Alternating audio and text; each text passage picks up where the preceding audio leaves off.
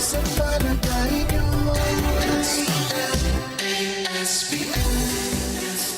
At magandang umaga po sa inyo lahat. At syempre, napakaganda po ng gising ko dahil sa wakas ang nag-iisang batikan, Ayun, pinaka-poging anchor po dito sa Net25 Ayun na nga.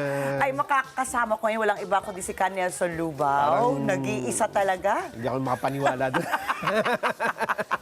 Ay, ito po talaga makita nyo, madaling araw pa lang, fresh na fresh, parang bagong ligo sila ni Kajen. Yes, 100%. Ha? Yes. Alas 5. Pero dahil sa dito ako ngayon sa ASPN, hindi muna, tulog, isa muna mag-isa doon. Kayang-kaya ni Kajen. Oo, dito muna tayo. O, kamusta po ang inyong gising? Mas Ayos masarap pa naman. magising ng 2 oras Ay, nang oo. hindi mo kailangan makipag-race against the sun. I miss this lifestyle. Yung gigising ka medyo, alas 6 na. Alas 6 na, no? Parang late ka na, no? Yes. Oo. Ang problema ngayon, na Ricky, ay dahil Opo. sa kailangan nating tumulong Oo. sa pamahalaan. Ha? Oo. Dahil sa may energy crisis na eh. Ayun ha? na nga. Meron na tayong national Emergency energy Oo. crisis. Ayun, sa wakas. Kailangan natin tumulong. O, ayun na, whole of nation approach Oo, na ngayon. Ang ginawa na ko ay naglakad na lang muna ako. Hindi nga. Oo, lakad-lakad. Kaya muna pala tayo. napakatikas ng katawan ni Nelson. Si Kajen siguro hindi naglalakad masyado. Konti lang. Malayo-layo yung bahay niya. Ako medyo malapit-lapit. Malapit-lapit. Oo, kaya, kasi pagka tayo ay nagtipid, Opo. malaking tulong. Oo naman, Kahit pa di ba? paunti-unti lang. Lahat ng pwede natin ambag, may ambag po Yes, natin. oo. Kaya ito po, magandang umaga po sa mga tagapakinig po at mga taga-subaybay ng alas 5. Ay, kasi alas 5 kayo nagigising. ng ASPN. Siyempre, ano sa palagay niyo sa Radyo Agla? Ito, Chess 62. Ayun. So, yan. Tsaka yung mga nanonood po sa atin, siyempre, sa inyong mga television, Yes. sa inyong mga iPad, di ba? Ayan. Ano pa ba? Cellphone. Ayan. Good morning po. Sana po ay kayo ay nakapag-agahan na. Tama. Ano po ba ang inyong agahan ngayon? Hindi, Carlos? ako ay nasa intermittent fasting. Wow. Oo. Nagpapalit ako ng, gusto ko kasi magkaroon ng abs. Wow! Nag-ano po kayo? Summer ready kayo? ng inyong Yes, katawan? kasi March na, April, Oo. May. Kailangan pag punta mo ng Beach. beach, Oo. pag maliligo ka na, Wow! wow, what's that? Parang ready po ba yung pang summer blast natin? Yes! Para pagka sinabing, wow, what's that? Hindi sasabihin, kabayong bundat. Siguro po hindi nyo rin kasabay dyan si Kajen na mag-intermittent pa. Nayaya ko nga. Medyo busy daw eh. Busy, di ba? Po, Busy? ay, busy sa kanyang pagkain. Ayan, Yeah. si Kajen, ayan, nakikinig din po sa atin. Kaya magandang umaga din po sa inyo. Sana po ay hindi pa kayo tulog dahil mamayang hapon, meron pa rin kayo programa, oo, no? Sa ganun mamamayan. Oo, nako. Kaya kailangan nating magpapahinga.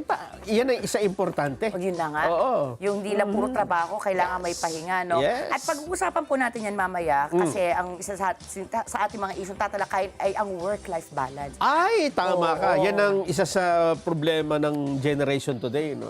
Hindi nila mabalanse yung pag-aaral, o kaya trabaho, career, and then yung mga relaxation. Oo. Kasi naabutan mo ba nung kami, Henerasyon elementary, nyo? henerasyon Ano namin. po ba yan, boomers po habang, ba ang tawag? habang dumadaan yung tangke ng hapon, Oh. Nagsasaka kayo. Hindi, yung sabihin, during that time, nakakapaglaro tayo sa playground. Tama. So, totoong laruan. Totoo. Ngayon, Tutok na lang lagi sa mga nakaupo. cellphone, mga iPhone. Sabi nga po nila, Nelson, nung panahon daw natin, yung mga magulang, hinahanap yung mga anak. Yes. Halimbawa, magkukulimlim na, Ay, di ba? oo. Asa na kayo? Uwi na kayo. Ngayon, baliktad na. Oo. Yung mga magulang, nila pinapalabas sa yung mga anak. So, Lumabas lumabas na. ka naman. Magpa-araw ka naman. Ayan nga. Ayan. Nung araw, puro kayo laro. Puro kayo pawis. Oo, Hindi kayo diba? mapirmi sa bahay. Ayan. Ngayon, baligtad. Puro kayo sa bahay. Di ba? O, kaya ito po, dapat po ay maging swabe din ang ating talaga namang work-life balance Tama, din. tama. Di ba? Kaya, speaking of swabe ka, Nelson, ito, may swabing pampabungad po tayo ngayong Meron? umaga. Ano Dahil yan? init-lamig in one bite. Ano yan? Hot and cold? talaga Yes, naman, ha? meron po niyan saan? Sa Tondo, Maynila. Dahil ngayong officially summer na. May isang dessert na pinag-uusapan ngayon. Yan po ang sizzling ice cream. Natikman niyo na po ba yan? Sizzling ice cream? Sizzling ice cream. Ibig sabihin yan, mainit ice. Yan po. Oh. Tingnan niyo. Wow! Ayun nga, ano? Sizzling Sala ice sa cream? lamig, sala sa init. Ayun ba ibig sabihin? Saan ba yan? Sa Tondo po, Maynila yan. Ah. Ang may pasimuno niyan, walang iba kundi si Leonard Talyongan. Ba? Siya po ay may-ari ng Puba Seafoods, Ribs, and Steak. At hindi lang daw yan, basta ice cream ha. May salted caramel bar sa ibabaw. Aba, iba yan, Generously sprinkled with peanut brittles. Tapos, bubuhusan ng special sauce. Wow! Na syempre naman, sariling recipe din daw nila. Sizzling Yan. ice cream? Diba? Parang pwede ka na Kakaiba. gumawa ng flavor na sisig. Oo. Ayan. At alam mo kung anong magkano po yan? Baka naman mahal yan. Nako, nasa 50 pesos lang hanggang 119 pesos lang yan. Depende. sa gusto. Sa mga Siguro ilalagay. sa mga toppings, Oo. ganyan. Alam ko si manlilibre si Ka Nelson yan eh. Eh, no? kayang-kaya yan. Sa 50 pesos lang pala eh. Mas mahal dyan ang gasolina eh. Oo nga. Sabi nga po nila, talaga ngayon, ang flex mo ngayon, pag ikaw ay gusto mong magpabilib, magpayabang. Oo, magyabang sa kadate mag-flex, mo, ah. dali mo sa isang gasolinahan. Oo. Dito tayo... Magde-date, ano? Mamahalin. O ikaw, Ka Nelson, Eto meron ka naman, bang ano? nako hindi ako magpapatalo dyan, ha? oo. Yung sa'yo, ice cream lang. Ano Dito naman, I will make you scream. Ha? Scream tayo, sigaw tayo sa gulat. Oh. Dahil isa hong pambihirang hayop ang namataan sa Samar, hindi ho paniki, ha? At hindi rin daga, hindi rin ibon, kundi yung tinatawag na kolugo. Kolugo. Kolugo. Ha? Hindi ho kulugo, ha? Oo, akala ko kolugo. Kolugo. Kilala rin bilang kagwang. Naku. Ang pambihirang hayop na ito ay kamakailan lang po nakita sa Samar matapos matrap sa isang sanga at agad itong naging usap-usapan online. Yan pala, no? Nakunan po ng video ni Reynel Castillo mula Northern Samar ang eksena. Ang kolugo ay hindi ho paniki kahit kaya nitong maglambitin. Parang ang paniki pero hindi daw Pero po. ha? parang isa ito sa, alam ko lahat ng Oo. nilalang ay may kagandahan, pero parang hindi ko kailangan ko siyang titigan, Ay, ano? hindi mo Dahil napaka... ma-identify, no? Oo. Bukod sa kaya maglambitin, meron din siyang malapad na balat na parang pakpak. Anak ko. Oo, na ginagamit para lumipad sa kagubatan. Parang yung nagpapatangay sa hangin siguro, no? Ang galing, oh. Nakakita ka na ba niyan, Ka Nelson? Ngayon lang sa... Oo. Ako din, ngayon lang. Ngayon lang. Oo, Makikita rin daw po ito sa Bohol, pati sa Samar, sa Oo. Leyte, dyan sa Mindanao. Wow. Isa rin po itong protected species sa ilalim ng Department of Environment and Natural Resources. Hindi ho madalas makita ang kulugo. Pero patunay na ito daw po ang katunayan na buhay ang biodiversity ng ating bansa. Nako. Kaya kapag daw may na-encounter kayo na ganyang mga kakaibang hayop, unang-una, huwag nyo munang agad na lalapitan. Huwag gagambalain. At hindi nyo alam, baka delikado. Oo, tama. Ang importante, ipagbigay alam agad sa mga kinaukulan, lalo na sa DNR. Oo, lalo na yan, hindi po tayo familiar sa mga ganyang hayop Yes. tayo. I'm sure, Ka Nelson, napuntahan mo na yung mga lugar na nabanggit kung saan niya matatagpuan, pero hindi pa rin, ngayon lang ako nakakita, in fairness, Totoo ngayon lang yan. ako nakakita ng ganyan. So, hindi po natin alam, baka nangangagat, may rabies, di ba? Yes. At higit sa lahat, syempre, dapat may respeto po tayo dahil bahay nila yan, tahanan nila. Totoo. Nabaltaan mo kahapon, di ba, may sperm whale, yung napakalaking balyena, na pinagtatapak-tapakan ng mga Ay, nako. locals hanggang namatay dito sa ating mga Sayang, ano? baybayin. Kaya yun po, sana po ay talagang alagaan po natin ang ating kalikasan. O, ito pa, Ka Nelson. Ayan pa, meron pa. Mula sa iyong kulugo. Oh. Kolugo. Kolugo. Ha? Kasi pagka kolugo pa, dito Ano bang- yun eh. ano bang kolugo? Skin na yun eh. ha? So wala kang kulugo, Ka Nelson? Nung bata ako, sabi nila pag naihian ka daw ng palaka, magkakakulugo ka eh. Oo. Hindi, so mabuti. So naihiyan ka ng palaka. Hindi ko nga alam eh. Sabi ko, naku, siguro may nagalit sa aking palaka. Ito naman. Ano naman yan? Ito naman po, Hindi palaka yan, ha? Hindi po, hindi totoo. Ano yan? Sa akin, cute. Sa inyo, medyo nakakatakyot. Dahil nga, masabi mo, mapapascream ka, di ba? Yeah. Ito sa akin, napaka-cute. Dahil kinagiliwan ngayon sa SOCMED ang isang nakakabilib na eksena ng isang bata. At hulaan mo, kaya pag sinabi mong cute na hayop, ano yon? Hayop ito? Hayop! O ito, eksena ng isang baby at isang muning Hindi talaga hindi mataas ang boses ko. Meow. Muning musa. Ito po, si Hetty ang pangalan niya. Habang busy po kasi si Mami Risha, ayan o, ang cute o, naghahanda ng pagkain para sa baby niyang si Moshi. Okay. Wala silang ibang kasama sa bahay, pero biglang iniwan ni Hetty ang iba niyang kalarong mga pusa. Tapos? Lumapit si Hetty at tumabi sa bata. Napaka-cute ng pusa. Anong Parang ginawa? alam niya na kailangan siya ng baby, kaya pinatahan niya ito. Ay. Di ba? Sa pamamagitan ng pag-ugoy sa hinihigaan ng baby. Ihiniele ang bata para tumigil po sa pag-iyak. O, di ba? May pusa po ba kayo? Hele ba yan? Ayan ang hinihele-hele niya, o. Parang gustong kalmutin eh. Actually, nakakatakot ang pusa, no? Minsan hindi mo alam kahit alaga mo, Ano baka gagawin, makalmot, ano? ano? Oo. Ako, nagkuha ako ng pusa nung pandemya. Nag-order ako online kasi parang nasa loob wala lang, di ba? kang masyadong, Wala mo ginagawa, di ba? ginagawa. Nanonood ako ng isang pelikula na may itim na pusa. Kahit allergic po ako, ang cute-cute ng pusa. Akala ko ang pusa dati, pag nakita mo sa cartoons, parang meow, parang sweet. Hindi pala, pupunta sa'yo, para motor. yung tumutunog. Sabi ko, parang hindi ito yung in-order ko. Parang iba yung na-order Baka sa ko. China. Galing China. Ang in-order ko sa Amazon, ang dumating sa akin, Temu. Look, Nelson. Ito. Sabi po sa akin ni Pat P, napakaganda nyo daw magbigay ng balita Ay ng naman. panahon. Anong balita yan? Na kayo po daw, Yung Pag-asa? pinaka-hot daw po kayo na weatherman, Ay sabi siya. ni Pat P. Oo naman. Sa akin nang galing si Ernie Baron. Kaya ito po, ngayon po ibibigay ko muna sa inyo ang Naubo. corona ng pagiging weather Coronang weather may boy, tinik. weather girl. Ito po, ano na po ba ang ating panahon ngayon? Alamin po muna natin ang status ng lagay ng panahon. Ngayong araw na ito, magdadala po ang easterlies na maulap na kalangitan sa malaking bahagi ng ating bansa. Ito po'y may kalat-kalat na pagulan at pagkulog pagkidlat, lalo na sa Bicol Region, Quezon, Marinduque, Romblon, Oriental Mindoro, Northern Samar at Eastern Samar. Samantala, makakaranas naman ng Metro Manila at nanintirang bahagi pa ng bansa ng mga isolated rain showers o thunderstorms. Pinapayuhan ng publiko na mag-ingat sa posibleng flash floods at landslides dulot po ng severe thunderstorms. At ang pinakamataas na temperatura natin, ito yung pinakamainit, ay posibleng umabot na po ng 32.1 degrees Celsius. Mainit yan. Mainit. Mamayang alas 4 ng hapon. Ang araw naman ay lulubog bandang alas 6:08 p.m. Ayan. Nako, painit po talaga, no? Official na talaga yung summer. Totoo. Oo. Ramdam na nga ang init eh. Oo. At hindi lang yan, Ricky. Ha? Oo. Dahil sa forecast, papalo pa ng 40 degrees Celsius. Yan po ang heat index o init na nararamdaman ng katawan. Ha? Sa 3 lugar ngayon yan mararamdaman. Una, Cotabato City, Maguindanao, Zamboanga City, Zamboanga del Sur, at sa Catarman, Northern Samar. Mataas po yan, kaya yung mga nandyan pong, yung mga kababayan natin sa lugar na yan, ang tawag dyan, extreme caution ang kailangan sa ganyang kondisyon dahil may posibilidad daw makaranas ng heat cramps at heat exhaustion. At kapag nagpatuloy pa ang aktibidad sa matinding init, maaaring mauwi sa heat stroke. Kaya kapag matinding init na, tayo po ay Mas mag-ingat sandaling pahinga.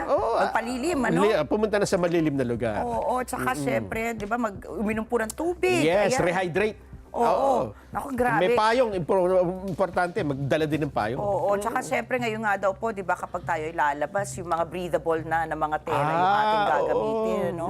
Lalo na si Ka Nelson, kapag na-achieve na niya yung six-pack, baka pumasok po kayo tatanggalin dito. Nakasando na tayo niyan, na manipis na manipis.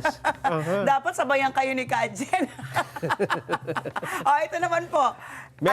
Meron pa. Kung yung inyong balita po ay medyo nakakapang-init nga ng katawan dahil nga Mainit Imagine ang panahon, heat index na po ngayon ang binabalita natin. index? Last week lang yung amihan ang Malamig binabalita pala natin. last week eh. Oo, kung sabi nga ni Patpi, kung pwede lang baunin sa isang container, kumbaga yung lamig, na dulot ng amihan last week. Ito na nga po, 40 degrees na mainit po ang na. ating heat index. Ano?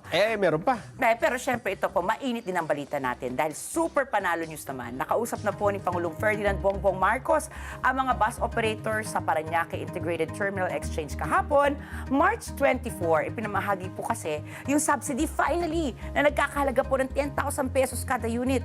Ayon sa Department of Transportation, naabot sa 1,096 units mula sa 27 operators ang nakatanggap ng tulong. Layunin po ng hakbang na ito na mabawasan ang epekto ng patuloy na pagtaas ng presyo ng langis sa sektor ng transportasyon at hindi lang dyan nagtatapos Meron ang tulong pa? ng pamahalaan. Tutulong pa? Oo, naglatag na rin po kasi na malawakang transport at fuel relief measures ang administrasyon ni Pangulo Marcos upang protektahan ang commuters at drivers laban sa tumataas na presyo ng langis, dulot pa rin ng tensyon sa gitnang silangan. Kabilang po sa mga hakbang ng gobyerno ay ang libreng sakay sa Yun. ilalim ng Love Bus program. Sa ilalim? Hindi sasakay. Hindi pa yan. Siguro po naabutan niyo yung Love Bus, ano, mga Oo, dekada oo. 80 Kaya lang ba hindi yan? ako nakasakay dyan. Bakit? Nakikita ko Wala lang. kayong love? Wala Wala eh. kayong love life noon.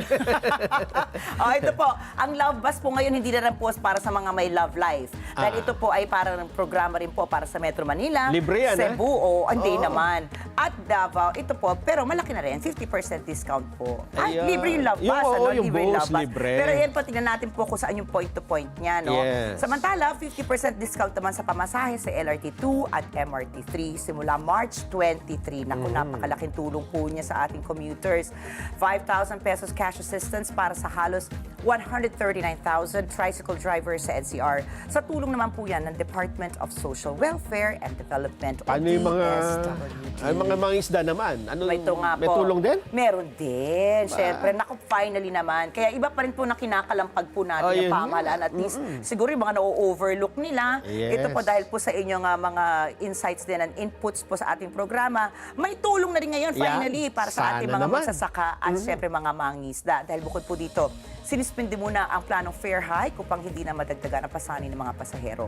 Pinag-aaralan na rin ang posibilidad ng pagsuspindi ng excise tax sa langis, depende sa galaw ng presyo nito sa road market. Yung excise tax na yan, sabi nga urgent pero hanggang ngayon, di ba, naipasa na nga sa Senado, naipasa na sa Kongreso. Oo. Kaya nga nanggagalaitin ng ibang senador, sabi urgent daw ng urgent pero bakit parang hanggang ngayon nakabinbin pa rin. Pinag-aaralan pa kung magkano ang ibabawas. Oo, well, ito, siguro nainis Kasi- sila, kinakalampag sila, kung kailan naman nagpakalampag sila, ngayon, baliktad na sila ng mga ngalampag sa ehekutibo. Samantala po, inanunsyo ni Pangulong Bongbong Marcos na palalawakin ang subsidiya para sa PUV driver sa labas naman ng NCR. Simula po April 6, makatatanggap na ang mga benepisyaryo ng 5,000 pesos cash aid mula po sa DSWD. 5,000 pesos fuel subsidy para po sa traditional jeepneys and 10,000 pesos para sa modern jeepneys mula naman yan po sa DOTR na sisimulan ngayong unang linggo ng Abril. Ayon po sa Pangulo, nauunawaan ng pamahalaan ang hinaing ng transport sector at tiniyak niya nga na hindi sila pababayaan sa gitna ng patuloy na pagtaas ng presyo ng langis. Mabagit lang natin, no? Yung operators po ng bus, 10,000 pesos. Yung mga drivers po ng bus, 5,000 pesos Yan. po. Uh-huh. Pero ito na nga, may nakapanayan po tayo mula sa bus sector po, sector last week, ano? Sabi nila, sa loob ng bus, hindi na naman driver, meron din po silang konduktor. Oo nga, tama. So sana din, mapapansin Nabigyan din yung sana. konduktor. Dahil Oo hindi nga. naman Pati basta-basta. sana yung barker. Oo, may barker din. Hindi ba? Ang dami barker ka yung mga, yan. pasok, diba? Kyapo Kyapo. kayo dyan, di ba? O, yan. So, talaga naman lahat Ang dami. ngayon. Ay, alam ba, wala na nga mayaman at mahirap. Ngayon, parang pandemya po, ano? Oo. Walang pinipili yan. Pag talagang Yes. crisis is crisis. Kaya lang itong mga tulong na ito, panandalian lang ito, Ayun di ba? na nga. Hindi ito pwedeng hanggang may... Oo. Kailangan talaga... Long term po talaga Long nakalatag term? na. Sabi nga rin po ng ibang mga analista, talagang itong crisis ngayon ay isang parang wake-up call. Aha. Wake-up call natin na sana talaga ay makabuo po tayo ng oportunidad para bumangon po tayo. Para hindi na, halimbawa, maulit ito talaga, di ba? Yung ganitong krisis, handa po tayo. Yeah. Oo. Kagaya ng sa ibang bansa, kagaya ng South Korea, sa pagkakaalam ko, tuwing may babagsak na ekonomiya o may mangyayari, Oo. may mga naka-program na kaagad Dapat kung naman, paano oo. yung assistance na binibigay. Oo, parang Japan din po, di ba? Kung makapag-flex yung kanilang Prime Minister na meron silang 80 million barrels, Ayun nga. di ba? At Oo. sila na yung namamahagi. Tayo, 45 days na lang po yata ang, ang nalalabi sa ating oil stock, ano. Oo, kulang pa tayo ng siguro yung matinding pagpaplano. Ay na nga. Kaya sana nga ito na, ang oportunidad po. Para hindi na sa Pilipinas, kundi sa buong mundo. Yes. Na magkaroon ng long-term solutions. Balita ko naman, i-flex mo ang Pasig. Eto ang maganda sa Pasig. Oh. Proud moment po ang mga taga-Pasig dahil 5 electric minibuses mula sa Pasig City Government ang handog para sa mga taga-Pasig. Yan po ang ipinagmamalaking libreng sakay ng programa na libreng sakay program ng lungsod ng Pasig. At sa totoo lang, malaking tulong daw po yan, lalo na ngayon at napakataas na ho ng pamasahe dahil sa krisis sa langis. At eto pa, ang bawat ibas ay kaya magsakay ng 22 passenger. Wow. Dagdag pa ang 8 pasahero na nakatayo kada biyahe. Pwede may tayuan. So 30 pwede sumakay. So mas marami po ang pwedeng makinabang sa libreng sakay na yan. Ang mga bagong sasakyan ay ide-deploy sa kasalukuyang ruta. Yan po ay sa Caruncho Avenue papunta sa temporary Pasig City Hall at balikan. Pinangunahan naman ang inauguration ni Mayor Vico Soto, pati na ang mga miyembro ng Sangguniang Panglusod. Ayon kay Mayor Vico, napapanahon talaga ang ganitong initiative dahil hindi lang ito libreng sakay, eco-friendly pa at dulong sa commuter sa gitna ng mahal na gasolina.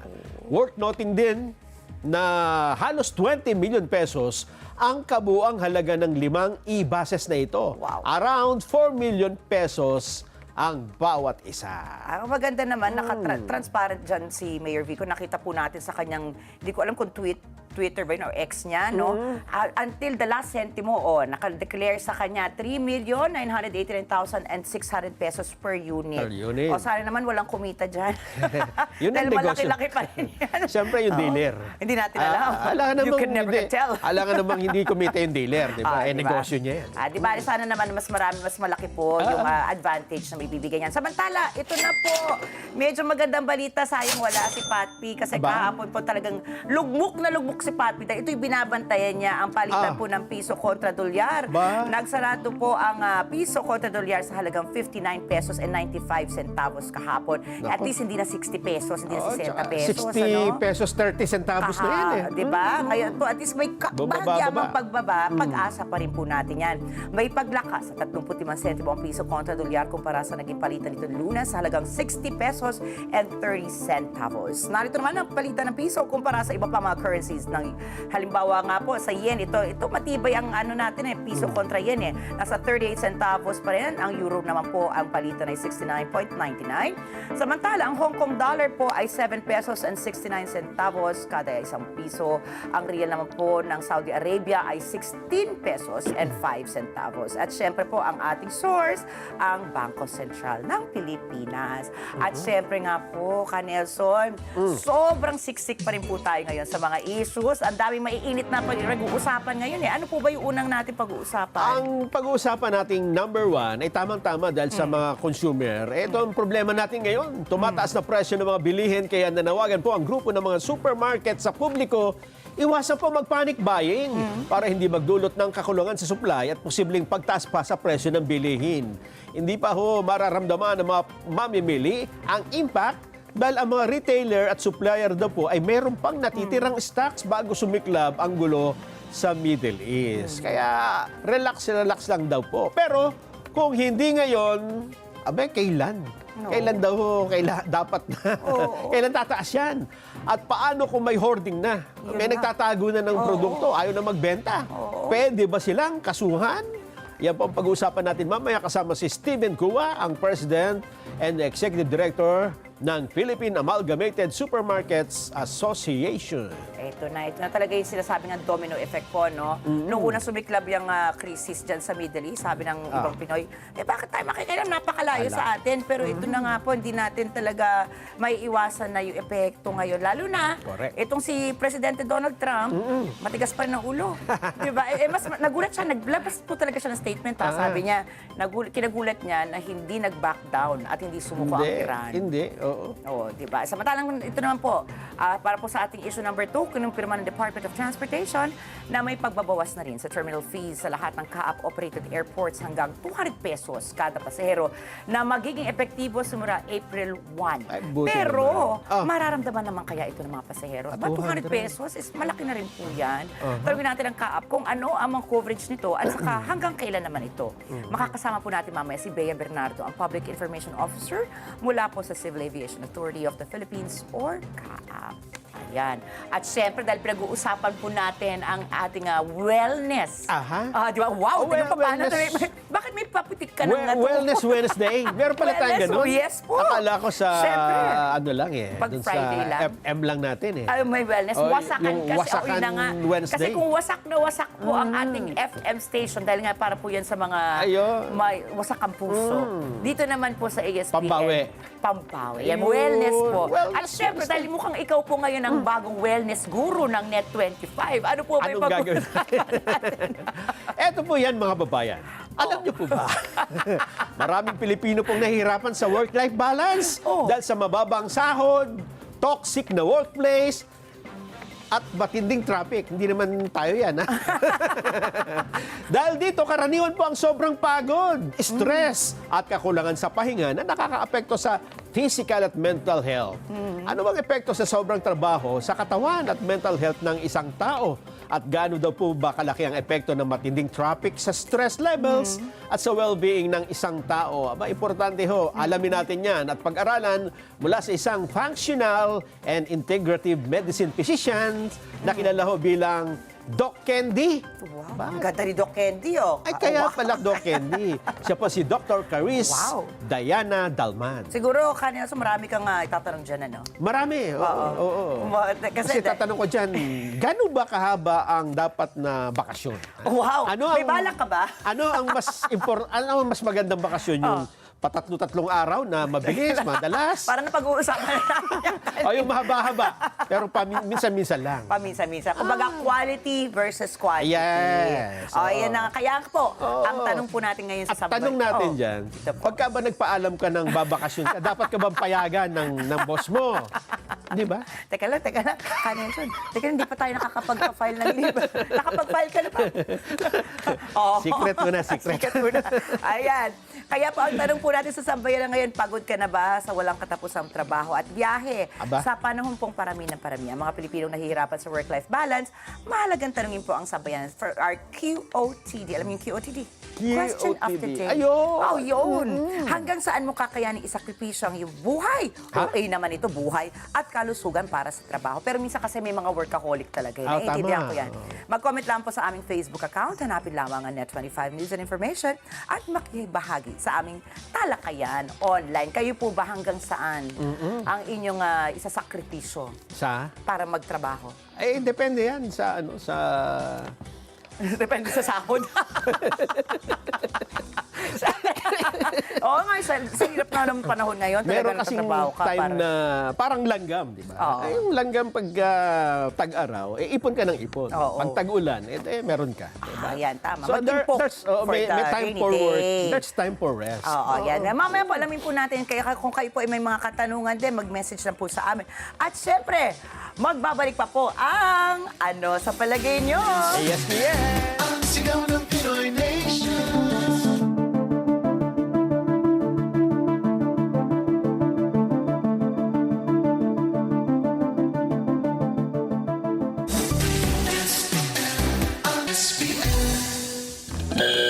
Ayan, Patsy, pahiram muna ng iyong ang tawag, Mahiwagang magic buzzer. Isa pa.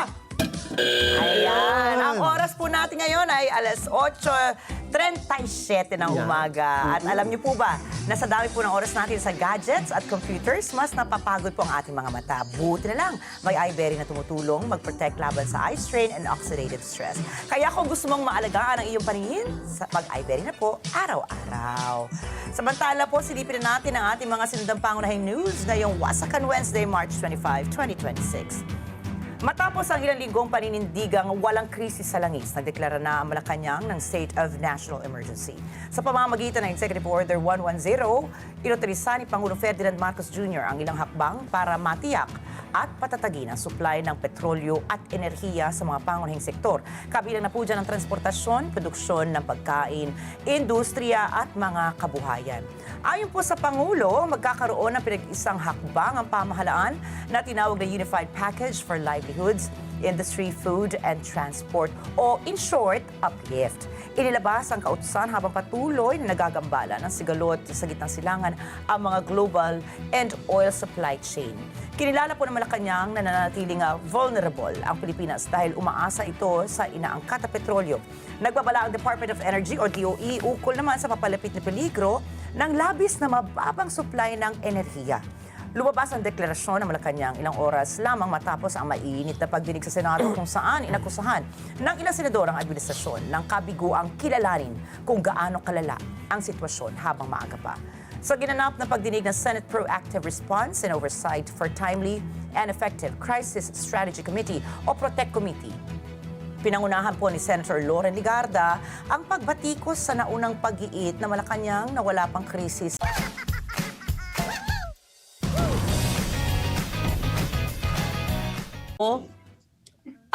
Lost in translation or nagmamaang-maangan na may krisis. Until we define it as a crisis, we will not act in record time to save our people. So, each agency represented here must act as if we are in a crisis because we are in a crisis. Anybody who says, chill lang tayo, wala namang krisis. No. Halintulad ko sa climate crisis. Not now. If we never admit there's a climate crisis, we will not take care of our climate and environment.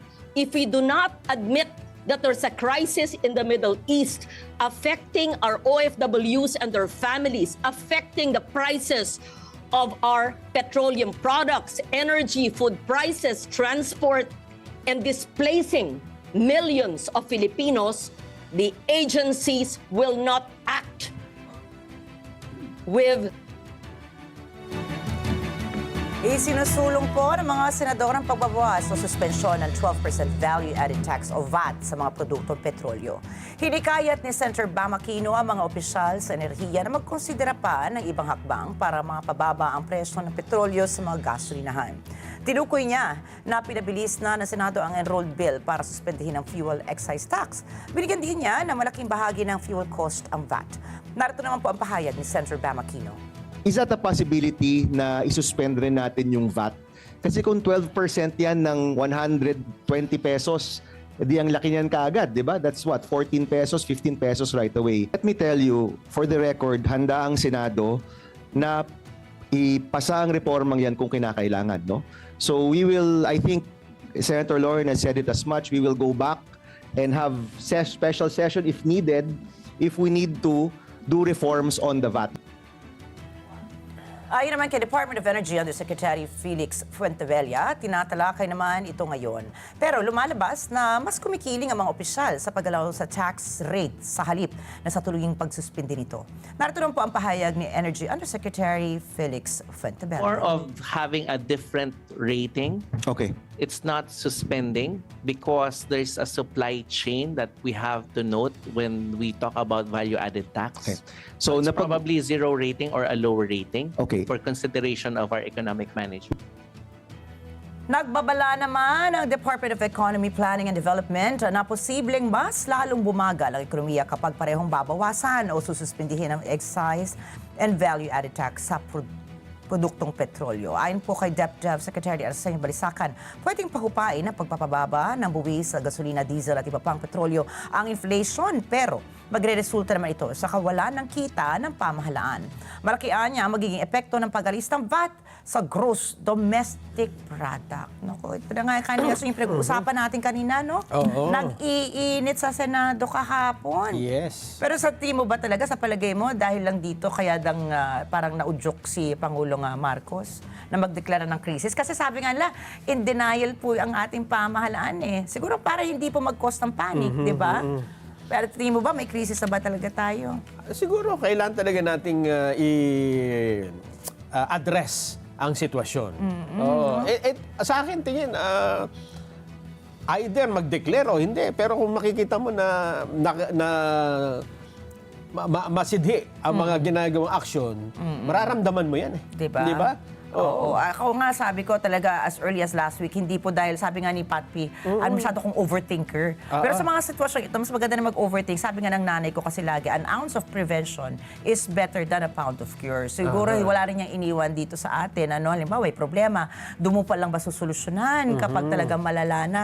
Kaya parang good na rin po ito siguro emergency crisis po natin. Alam mo, sa isang bagay, laging may positive, negative yan. Kaya siguro, itingnan natin.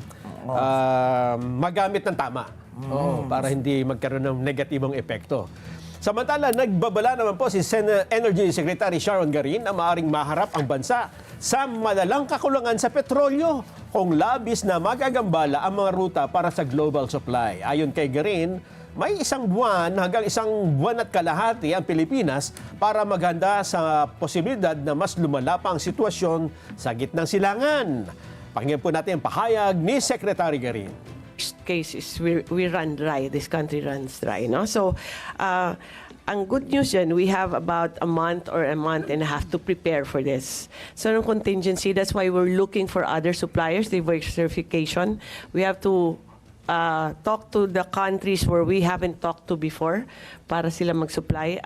Now we have US na new and then India, Mr. Chair. Those are not our users. So we're working on that, Mr. Chair, for the next 2 weeks para iba naman yung supplier natin. Kasi if you just get from Southeast Asia, they all get from the Middle East. Correct. Nauna na po sinabi ng Department of Energy na aabot pa ng 53 araw ang supply ng gasolina ng bansa at 46 na araw naman ang diesel. Ayon pa kay Garin, tuloy-tuloy naman ang pag-order ng mga kumpanya ng langis at kinumpirma naman ng mga supplier ang mga delivery hanggang April. Nagpahayag ng kumpiyansa si Garin na malayong mangyari ang total supply shortage. May posibleng niyang ang labis na pagtaas ng presyo ng produktong petrolyo.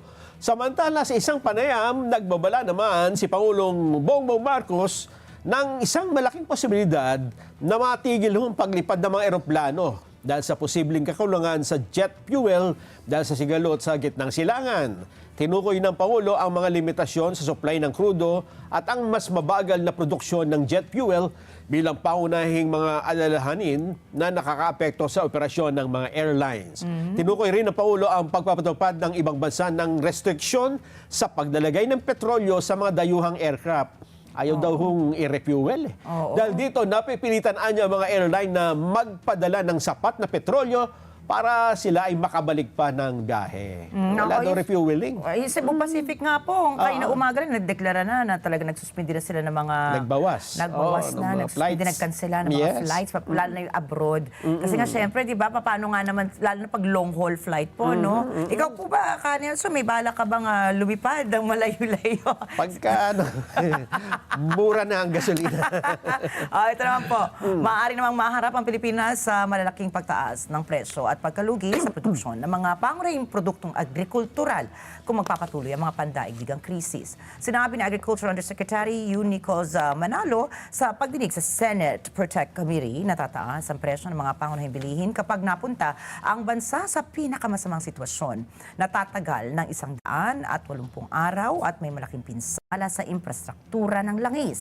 Sa gitnang silangan at umabot na ang presyo ng langis sa $200 kada bariles. Sa pagtataya po, pwedeng tumaas ang presyo ng manok mula 200 pesos hanggang 324 pesos kada kilo. Nako, si Joby, nako kasi favorite niya ang manok. Malaki rin ang itataas ang presyo ng baboy, lalo na ang kasim at liempo. Pwede rin pong tumaas ang presyo ng well-milled na bigas ng 49% mula 45 pesos. Naku po, ito tataas po ng 67 pesos kada kilo. Nakikita ring tataas ang presyo ng mga pataba na mahalaga sa produksyon ng pananim. Kung magpapatuloy ang pinakamasamang sitwasyon, or I guess this is the worst case scenario, no? Ang gastos po sa produksyon sa antas ng sakahan ay maaaring tumaas sa 1 peso hanggang 1 peso and 50 centavos kada kilo na lalo magpapabigat sa buhay po ng ating mga magsasaka. Nanganganib din ang produksyon ng bigas dahil inaasahang bababa ang produksyon sa unang semester ng 7,169 metric tons at posibleng sumunod ang pagbaba ng 104,075 metric tons sa ikalawang semester mula po sa taunang target na 19.87 million metric tons. Ang mais, isang mahalagang sangkap sa pagkain po ng mga hayop, ay pwede naman bumaba ng 156,636 metric tons mula sa inaasahang taunang produksyon na 3.2 million metric tons. Pwede rin bumaba ang produksyon ng mga gulay. Naku, dito ako mapapaaray dahil ito po ang paborito ko, gulay. Inaasahan din magkukulang ang supply ng sibuyas. Nangangarib din ang mga alagang hayop. Pinangangambahang 2 hanggang 3% ng mga maliliit na magsasaka ang pwede malugi o lumipat sa ibang hanap buhay kung lalala pa ang krisis. Sa pangisdaan naman po, ang matagal na mataas na presyo ng langis ay maaari malubhang makaapekto sa mga operasyon ng pangingisdang may motor. Binigyan diin ni Manalo ang agarang pangangailangan na batayan ang lokal na supply at mga pwedeng mangyari sa ibang mga bansa. Tinukoy rin niya na maaari nga magkulang ang kasalukuyang inventaryo katulad ng 9 na araw na supply na bigas ng National Food Authority or NFA.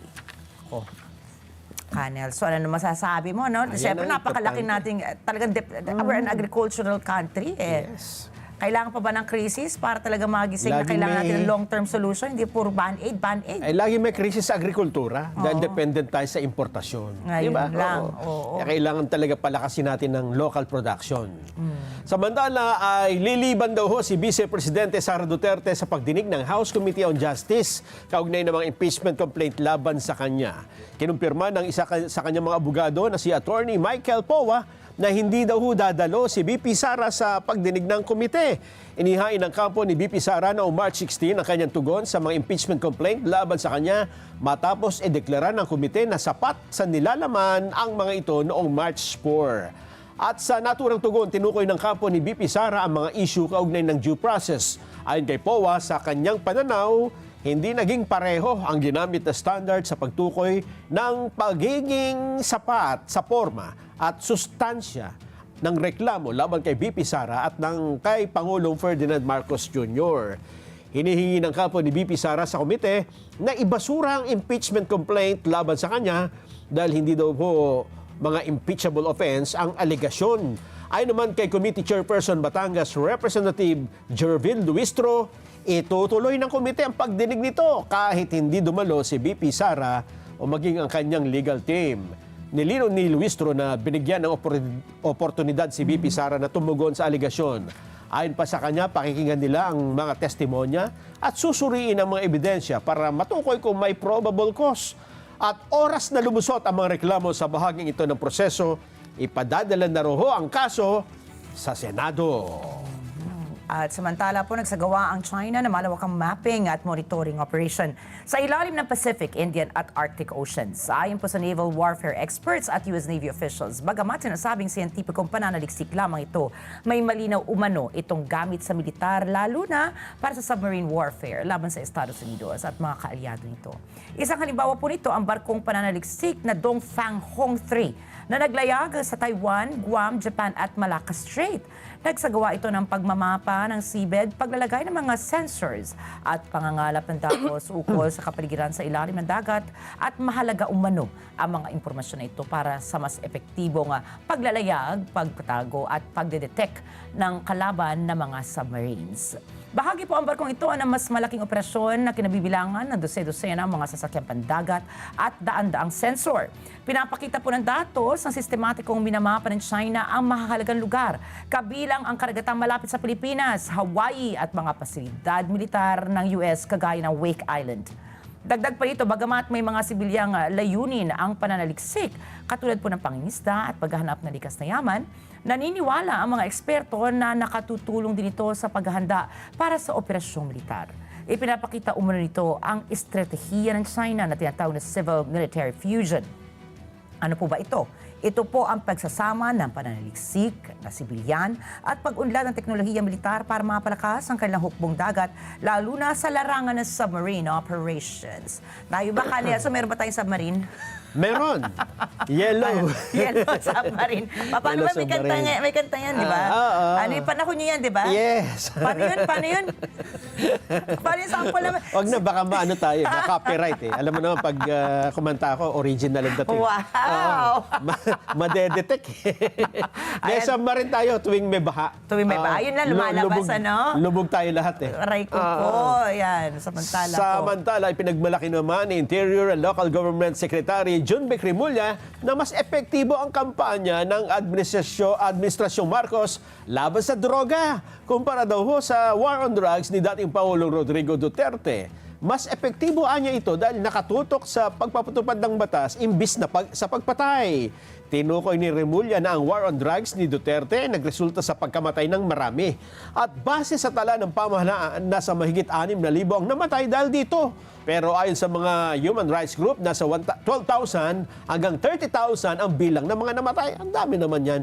Nasaksihan ni Remulla ang pagsira sa mga drogang nagkakahalaga ng 4.56 billion pesos na nakumpiska sa iba't ibang operasyon ng pamahalaan. Tinukay niya roon na karamihan sa mga sindikatong nagkaroon ng operasyon sa Pilipinas mula 2016 hanggang 2025 ay pinangunahan ng mga Chinese nationals na konektado sa Philippine Offshore Gaming Operator, POGO. At noong December 2024, pinag-utos ni Pangulong Ferdinand Marcos Jr. ang total ban sa mga POGO sa ating pong bansa. Don't do drugs. Ayan, tingnan mo, ang dami, oh. Ito na nga, parang kanina, so, siguro tuwan-tuwa rin yung mga ibang, kumbaga, alaga ni Secretary John Vic, sa flood control, ano? Parang nawala yung ano sa kanila, nawala yung init sa kanila, no? Parang init ngayon talaga yung crisis ngayon sa langis, ano? Pero sana umaasa pa po ba kayo na talagang makakakita pa tayo ng mga balyena? Yes! Kasi parang iba na nawala na. Hindi, hintay-hintay lang tayo. Malay mo, biglang may surprise bago magsona, no? Correct. Samantala ito, maagang showbiz pasilip. Alden Richards, ito po yung kamukha mo. Kamukha ko ba yan? Oo. Hindi naman, konti lang. Isang paligo lang naman. Ayan nga eh. Natapos po ang kanyang first ever triathlon relay. Isang panibagong milestone ang naabot ni Alden Richards matapos niyang matagumpay na makumpleto ang kanyang kauna-unahang triathlon relay. Lumakpo ang tinaguriang Asia's multimedia star sa prestigious na BYD Ironman 70.3 na ginanap sa Davao City, kung saan ibinahagi rin sa social media ang ilang eksena bago at matapos ang kanilang laban.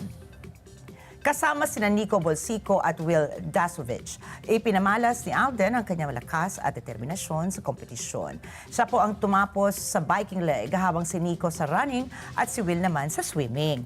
Sa kabuuan, nagtapos sa ika-9 na pwesto ang kanilang team mula sa mahigit 70 participants na isang patunay ng kanilang husay at dedikasyon sa naturang napakatinding challenge. Bukod sa pagiging abala sa showbiz, ipinakita ni Alden ang kanyang commitment sa fitness at paghahanda para sa triathlon, kabilang na ang kanyang training at pagbabawas ng timbang bago ang kompetisyon.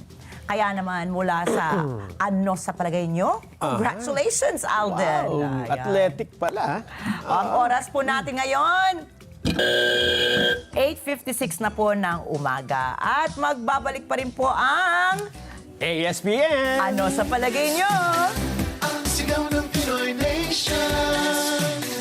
Information and education. Dahil sa taas ng sugar, unti-unting lumalabo ang paningin ni nanay. Pero di siya nagpadala. May iBerry siyang kasama sa pang-araw-araw na alaga. Tumutulong ang iBerry protektahan ng mata laban sa panlalabo dahil sa diabetes. Salamat, iBerry. Meding malinaw muli ang aking buhay. Ang iBerry ay hindi gamot at hindi dapat gamitin panggamot sa anumang uri ng sakit. Problema sa paningin? Lumalabo na ang mata? Subukan ang iBerry. Gawa sa natural na bilberry, ang iBerry ay tutulong para luminaw ang iyong mata. Para sa malinaw na paningin, iBerry! Ang paalala, ang iBerry ay hindi gamot at hindi dapat gamitin panggamot sa anumang uri ng sakit. Every morning is a new story with Kada Umaga. Your favorite morning show, ito po ang Kada Umaga! Surprise performances, latest trends, expert hacks, and exciting games. Be ready to be part of the Kada Squad and enjoy your morning with Diana, Emma, and Tia. Kada Umaga, Monday to Friday, 10 a.m. to 12 noon, only on Net25. Let's get together. Sa Net25. Sa Net25. kasaysayan ay malaking bahagi ng ating kasalukuyan. Ito'y binabalikan para tayo'y may matutuhan. Sama-sama nating alalahanin ang nakaraan. Tayo na at mag-fast forward sa LTE. Love, Tony Pet and Abra Fan. Lunes hanggang Biyernes, alas 7 ng umaga sa Net25.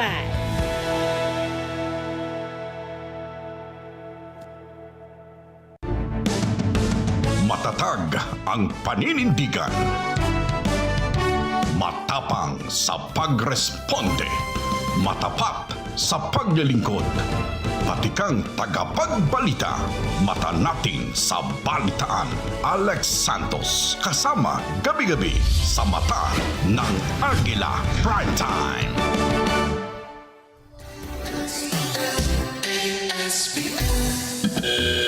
At ang oras po natin, 8:59 na ng umaga. And this time check is brought to you by Flash Express this Women's Empowerment Month. Aarangkada po ang ganda at negosyo para sa lahat ng womenpreneurs na tuloy-tuloy sa hustle saan man makarating.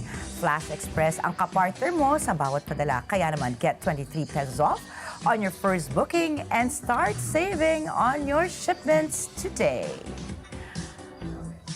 Samantala po, makakasama po natin si Bea Bernardo. Nandito na siya, no? Ang ating Public Information Officer mula sa Civil Aviation Authority of the Philippines o CAAP. Ayan, magandang umaga po, Ma'am Bea. Magandang umaga po, Ma'am Ricky and Sir Nelson. Good morning din po sa ating mga nakikinig sa atin ngayong umaga. Ma'am Bea, ito, good morning. kasama po natin si Sir Nelson, ano? Ito na nga po, patindi po ang ating mga hamon. Pati po, syempre, hindi maiiwasan, isa po kayo sa unang sektor na tinamaan po ng krisis po sa langis natin, ano? So, kwentuhan niyo po kami, ano naman po ang lagay natin dyan sa CAAP? Yes, no, tama yun, no. Yung pagtaas talaga ng presyo ng langis ay may direktong epekto sa ang operational cost ng aviation sector kung saan yung fuel talaga kasi yung isa sa malaking bahagi ng kanilang mga gastos. Ngayon po talaga, inararamdaman natin yan, no. Some of the airlines po talaga ay kung nakita niyo naman po ay nagkaroon sila ng mga announcement kung saan nagbawas sila ng mga flights kahit paano para po makatipid. Kami naman po sa CAAP, simula po sa April 1, ay epektibo na po ang ating reduced aeronautical fees at passenger service charges. For aeronautical fees po, kasama po dyan ang landing at take-off charges na binabayaran po ng ating mga airlines. Halos 50% po o hanggang 5,000 pesos ang binawas po natin. Sa passenger service charges naman po, para sa international airport na may international flight, from 900 pesos, naging 700 pesos na lang po ang babayaran ng ating mga kababayan. For international airports naman po na may domestic flight, from 300, naging 150 to 200 pesos na lang po. Para sa principal class 1 na airport, from 300 pesos po, naging 150 to 200 pesos po ang passenger service charge. For principal class 2 naman po, 200 pesos, naging 100 pesos na lang po. At sa community airports naman po natin, ay 100 pesos na lang po ang babayaran ng ating mga kababayan. Naku, di magandang balita din po yan, ano? Dahil lalo na yung mga kaibigan po natin na itatago natin sa pangalang Nelson Lupa na nagpaplano po ng kanilang mga long-haul flights. Bibili ng ticket eh. Oo. Ito po ba, nabanggit rin po, no, ma'am, na ang magbababa po kayo ng aeronautical fee. Hanggang kailan po ba ito? Nakikita po ba natin ito na isang permanente na o provisional lang po siya?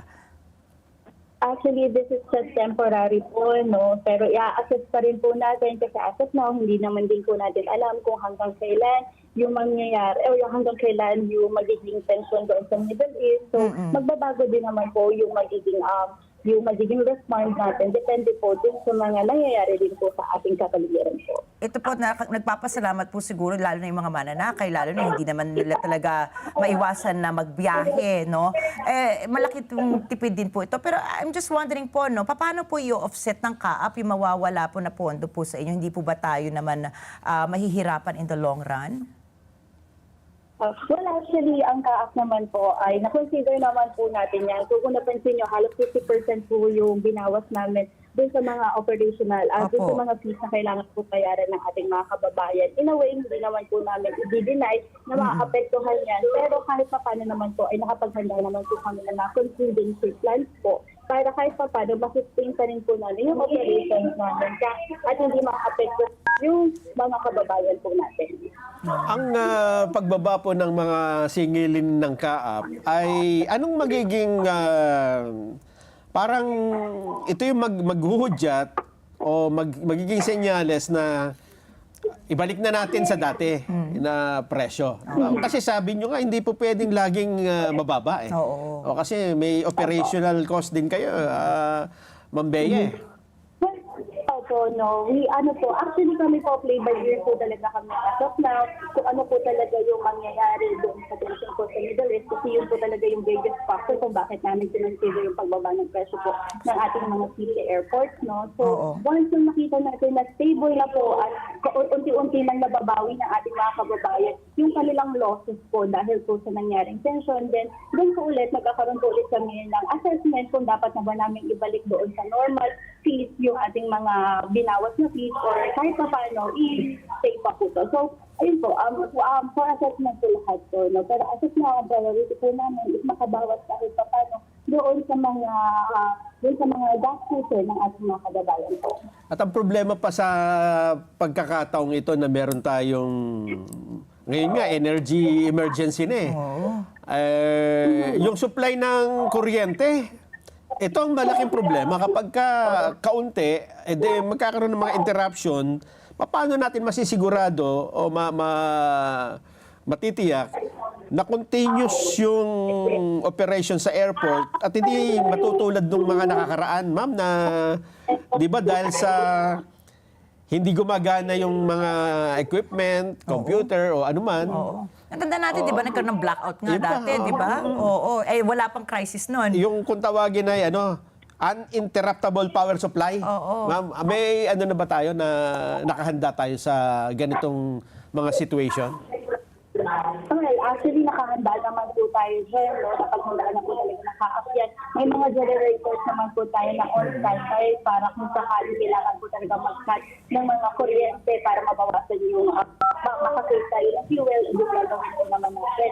Regarding naman po sa naging announcement po ni Pangulo kahapon, dahil kahapon nga lang din po yung announcement, ngayon po ay pinagpaplanuhan na po ng kaap kung ano po yung mga additional na mga contingency plan na pwede natin ilagay po para sa po, mas maging handa pa po tayo kung ano if ever po na tumagal pa nga po itong tension sa nangyayari sa Middle East. Ito naman po, no? Ito po, sinilip ko po yung datos ngayon. Tumaas na nga po yung jet fuel prices po from 80 to 100% year on year during the peak periods.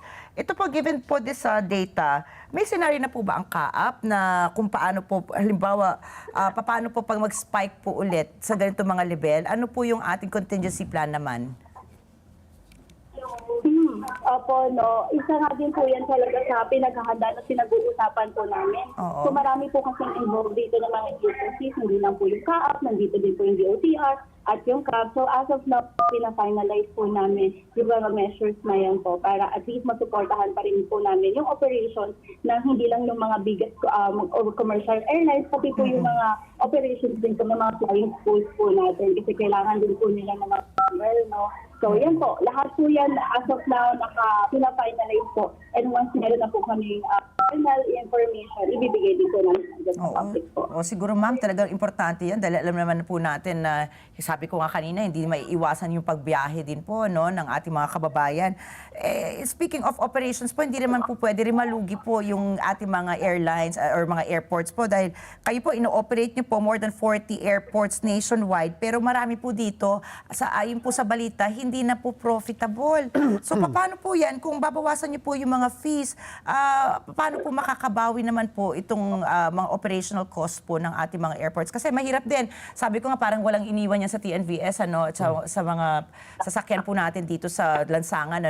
Kung hindi natin po, halimbawa, tutulungan po yung ating transport sector, marami po magsasara. At saka perwisyo din po yan sa mga manakay. The same way po sa ating mga airlines, mga airports, halimbawa, kung kayo naman po ay malugi din, sa inyong operational cost, syempre mapipilitan po yung mga hindi profitable po na magsarado rin. At syempre malaki po yung implikasyon yan sa ating mga mananakay naman po sa ere, no? So paano niyo po tutugunan itong ganitong paano niyo po babalansehin ito pong ganitong sitwasyon? Actually, ang maganda po dyan kasi kung nakita po natin talaga yung naging malaking interest ng mga kababayan natin na mag-travel post-pandemic po. So, alam naman natin, nag-boom po talaga yung tourism. So, kahit pa paano naman po, yung mga airport talaga po natin, ay nagkaroon po talaga ng kita in a way na hanggang ngayon naman po, kaya pong i-sustain yung operation. Kaya naman. Kahit nagkaroon tayo ng mga pagbawas po ng fees. Kami naman po talaga, hindi naman din po namin talaga ipapabayaan yung operations sa mga airports natin kasi mahalaga pa din ang fees. And hindi po namin ipapabayaan sila. Oo, mahirap din balance talaga ka, Nelson, ano? Kasi lahat apektado talaga. Kaya kailangan alagaan mo yung both, lahat ng stakeholder, no? Tipid-tipid muna tayo. Oo. Pero ma'am, itong isa sa ginagawa ninyong pag-partner sa mga private corporation, yung public-private partnerships, ano ang update dito? Meron kasi ang 'di ba yung kagaya na bagit ni Ricky, may mga airport na hindi masyadong maganda. Kumikita na. Oo. So ang ginawa ata ng Kaap, Ricky, ay nagpa-partner sila sa mga private mga private companies, corporation, ma'am. Totoo po yan. Actually, maganda po yung nagiging CCC program po natin. No? Yes, just last year, dalawang airport po natin. Tinurn over natin yung operation sa private sector. So, nabindihan po yan at yung bukod pang airport. At somehow, nakita naman talaga natin kung nagkaroon ng malaking improvement po yung mga airport. Tuloy po yung pag-modernize sila ng mga airport na ito. So, dahil nga po maganda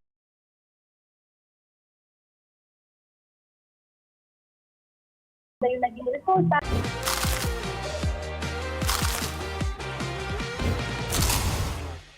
Okay. Kagaya nung sa airport sa Boracay, yung sa Katiklan, di ba? Oo. Pagbaba mo doon, sa tarmac ka, sa lupa ka bababa. Mas wala mga bubong. Oo. So, paano i-maintain yung gano'n? Siguro, mas maganda Yun ba sa Katiklan, hindi pa yung private? Wala pang partnership doon, ano? Under evaluation na din po yung airport na yon para po i-under po natin sa strategic program po.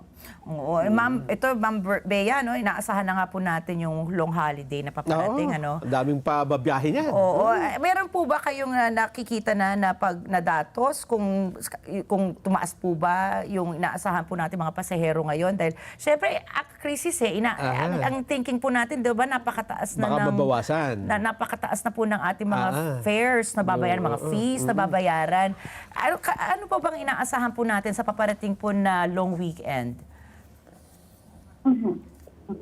Actually, based po din sa monitoring natin sa movements ng mga airlines po ngayon, karamihan po sa kanila ay nagbawas po talaga ng mga flights para po, ito yung measures nila para po makatipid sila kahit paano po sa langis. So dahil nagbawas po ng flights, ina-expect po natin na mababawasan din yung mga passengers po na magsasabaw. And also kasi nga dahil ang taas po talaga ng presyo ng langis, no? So yung ating mga kababayan, nag-cautious na talaga sila sa paggastos ngayon. Pinipili na talaga nila kung ano yung paggagastos nila. Kaya medyo ina-expect po namin na magkakaroon po ng decline sa passenger footprint po sa mga airports natin sa Semana Santa. Pero however, we also consider na karamihan nga sa mga flights na nabook ng Semana Santa ay nabook na prior pa magkaroon ng gulo or tension sa Middle East. So it's up to our kababayan na po kung ituloy pa nila yung travel nila or hindi na po. Pero we'll play by ear po, no? Titingnan pa rin po natin kung ano talaga yung mangyayari sa mga susunod na linggo po.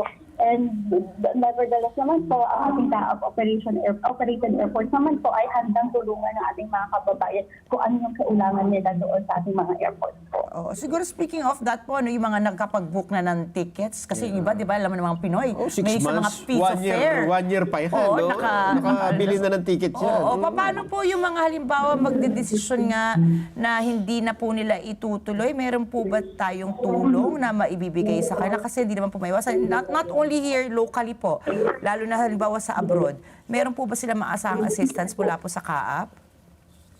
Well, actually, Actually, pag mga airline concerns po, kay SICAB po ang mag-a-assist po sa civil aeronautic board po natin. Sila po ang directly nag-coordinate po sa ating mga airlines po, no?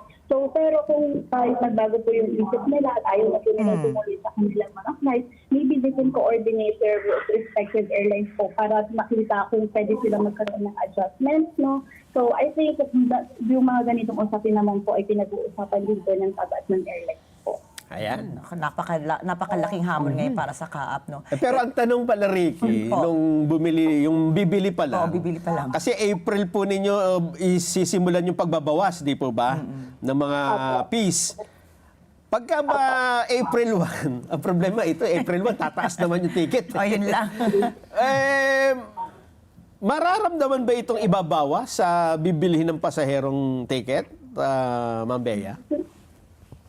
Well, actually, kung based nga po dun sa nabanggit ko, halos 50% po ng passenger service charges, yung binawas natin, 100 peso, ay yung 200 pesos, naging 100 pesos. Medyo malaki po siya kung marami kayong bibili, pero kung individual lang, medyo mababa lang po kasi 100 pesos lang po. At least merong bawas kaunti.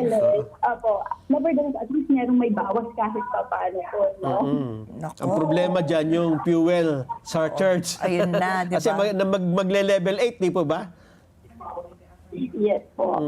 Oo, ito ako saludo rin ako sa kaap, no. Lahat naman tayo parang marami rin tayong reklamo. Pero ito Ma'am Bea, kasi nabalitaan ko po no na parang isa lang po ang Pilipinas sa kakaunting bansa na kumbaga pinagsama po lahat ng kumbaga ng trabaho sa pag-ooperate at saka efficiency sa iisang ahensya. Ito na nga po yung kaap. Ano po yung pinakamalaking hamon nyo ngayon? Dahil lalo na hindi naman natin nakinita itong krisis ngayon sa langis. Ano po yung nakamalaking hamon po ng kaap ngayon?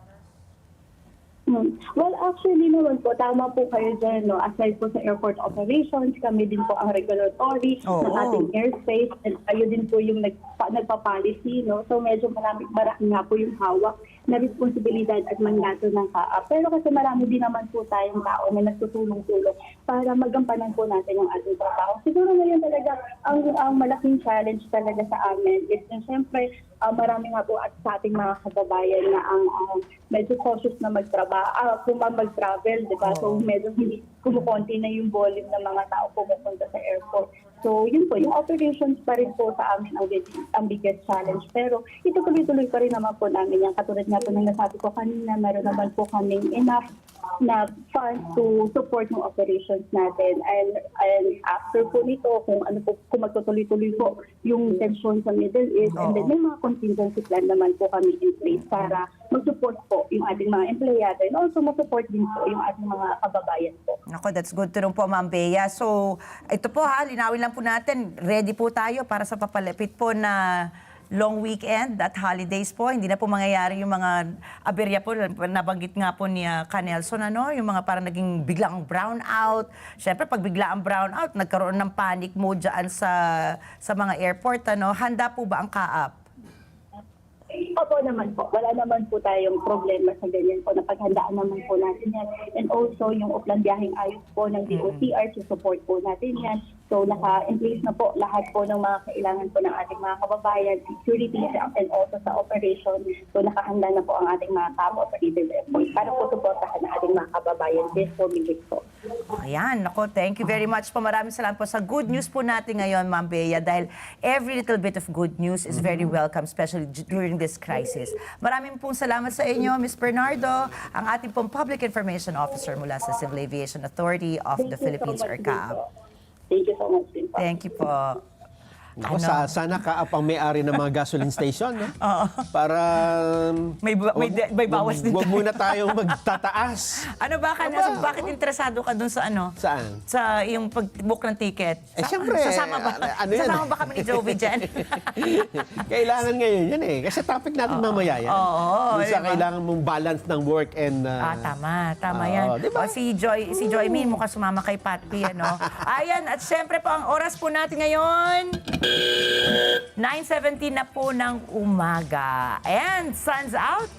Clubs ready and chill vibes all around. Perfect combo po yan for a game that's all about focus, patience, and fun. Sa panahon po ng summer, golf isn't just a sport. It's a favorite pastime na kinagigiliwan ng beginners hanggang sa mga pros.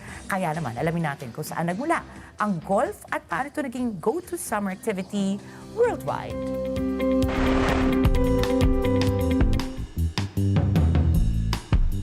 Dito sa Pilipinas, mayroong sports na kinahihiligan nating mga Pilipino, gaya ng basketball, boxing, billiards at volleyball.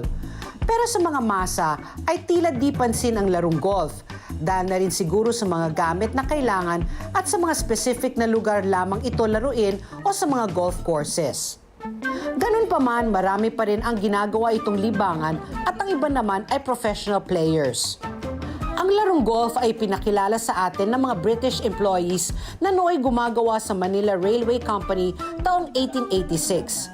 Isang three-way golf course ang itinayo nila sa mga madamong bahagi ng Intramuros. Taong 1901 ay isang ganap na territory na tayo noon ng bansang Amerika. At dito, lalo pang sumikat ang laro hanggang sa isang 9-hole golf course malapit sa railway station ang itinayo para sa mga golfers o mga manlalaro ng golf. Ang 9-hole golf course ay siyang nagbigay daan sa pagkakatayo ng kilala natin ngayon na Manila Golf Club. At dito rin sinimulan ang isang golf tournament sa Pilipinas na tinawag na Philippine Open noong 1913. Ang Philippine Open na kilala rin sa tawag na National Open ay isa sa mga pinakalumang world competition sa larong golf. Ito rin ay isa sa mga oldest national sporting event sa Asia.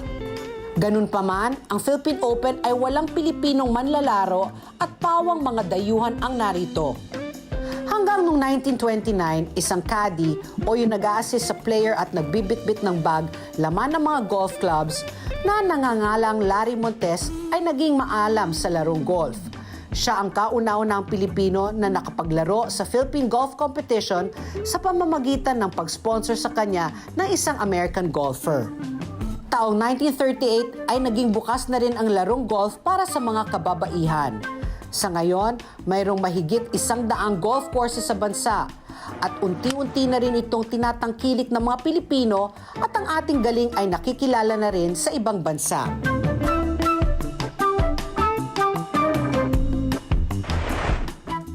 Ayan. Ay, doon pala nanggaling ang golf, ano? Kayo po ba ay nag-golf? Jolen. Jolen. Jolen.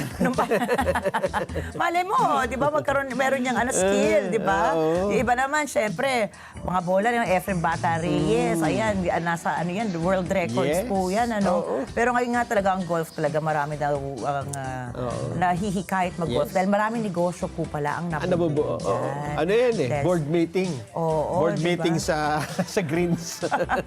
Teka, mag-golf tayo para natin, masubukan natin.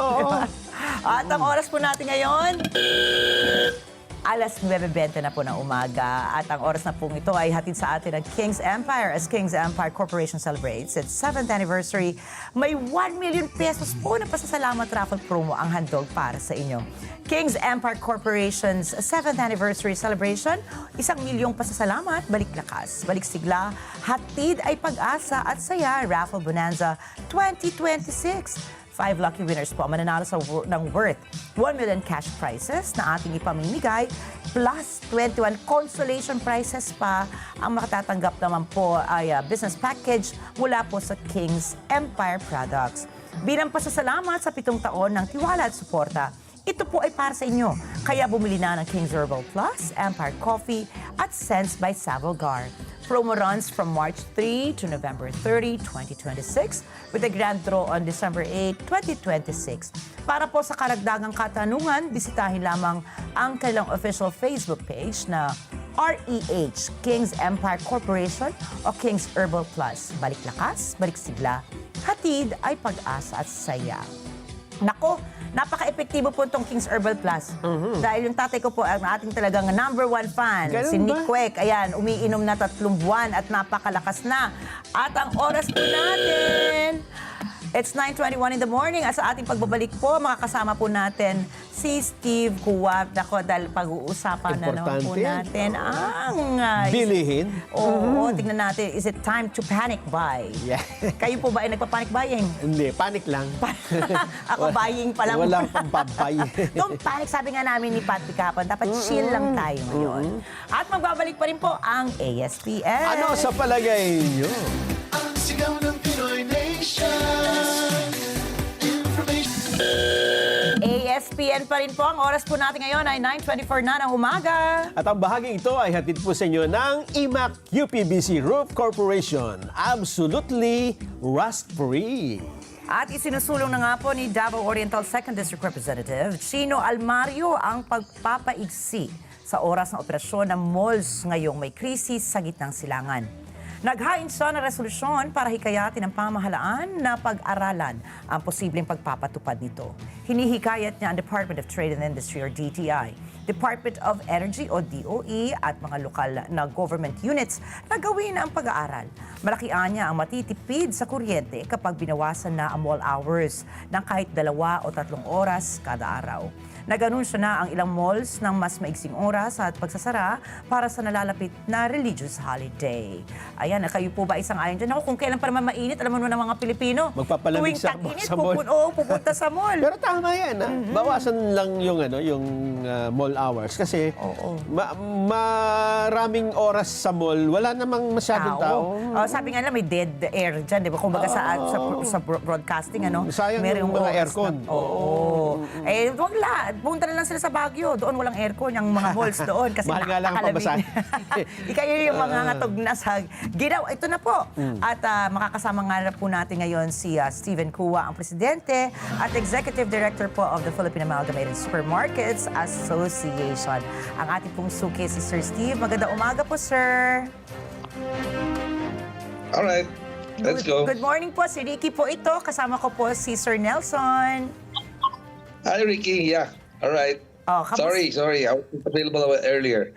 Oo nga, inaantay ka namin. Pero mukhang marami kayong inaayos ngayon, Sir Steve. Ito po, nung huli natin pag-usap, sabi po ni Patty, medyo ako masyado kong overthinker. Dahil ang tanong ko po sa inyo dati ay kung magkakaroon na po ba ng panic buying. Mukhang nangyayari na nga. Ano po ba ang lagay po ng ating mga supermarkets ngayon? Is it time po para mag-panic buy na po ang mga tao? It is never time to panic buy. No, you see, it's we are on our 4th week already. No, since the conflict across the Middle East. Government, I think, has to step up double time. No, and tell us already what to do. Well, this afternoon, mag-meeting kami with the DTI Secretary and the DA Secretary. No, mukhang tatawag pa sila ng meeting para sabay ang usapan what to do, what measures to take, and how to advise the public, probably, so that we can all get this, put our act together on this regarding the problem now is not price, I guess, it's supply. Kasi pag di dumating ang gasolina, rationing, I mean, what are the measures we have to take, right?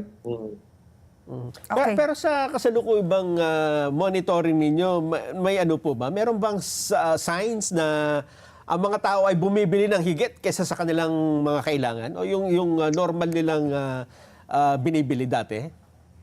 Wala pa. Kasi right now, ang mga namimili, yung mga may negosyo.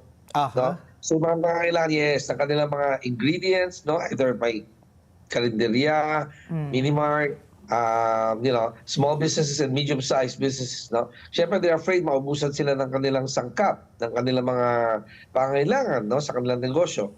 Which is why, they want to be sure na meron silang, mabili. No? Now, we've given the manufacturers more than 3 weeks already, to double time regarding regarding their products, prior to, hopefully we were trying to avoid panic buying. Increased buying doon sa mga tindahan na mga may kaya. A few households have already tried to stock up on top of the small businesses, medium-sized businesses too. But yung mga households in general, lalo na yung mga wage earners, medyo hindi pa sila talaga lumabas at mabuti naman. Otherwise, napaaga pa yung ating price increases. Oo, tsaka siguro walang pambili. Yun nga. Wala silang Wala yun. No choice. Gusto mag-panic buy, panic lang, walang pambay. 'Di ba? Pero ito po, sabi nga po nila, di ba, Sir Steve, wala namang uso kung walang apoy. So, maliliwanag po ang inyong panawagan na wag mag-panic buy, which I agree po kasi alam naman po natin kapag mas more na nag-panic buy po tayo, mas may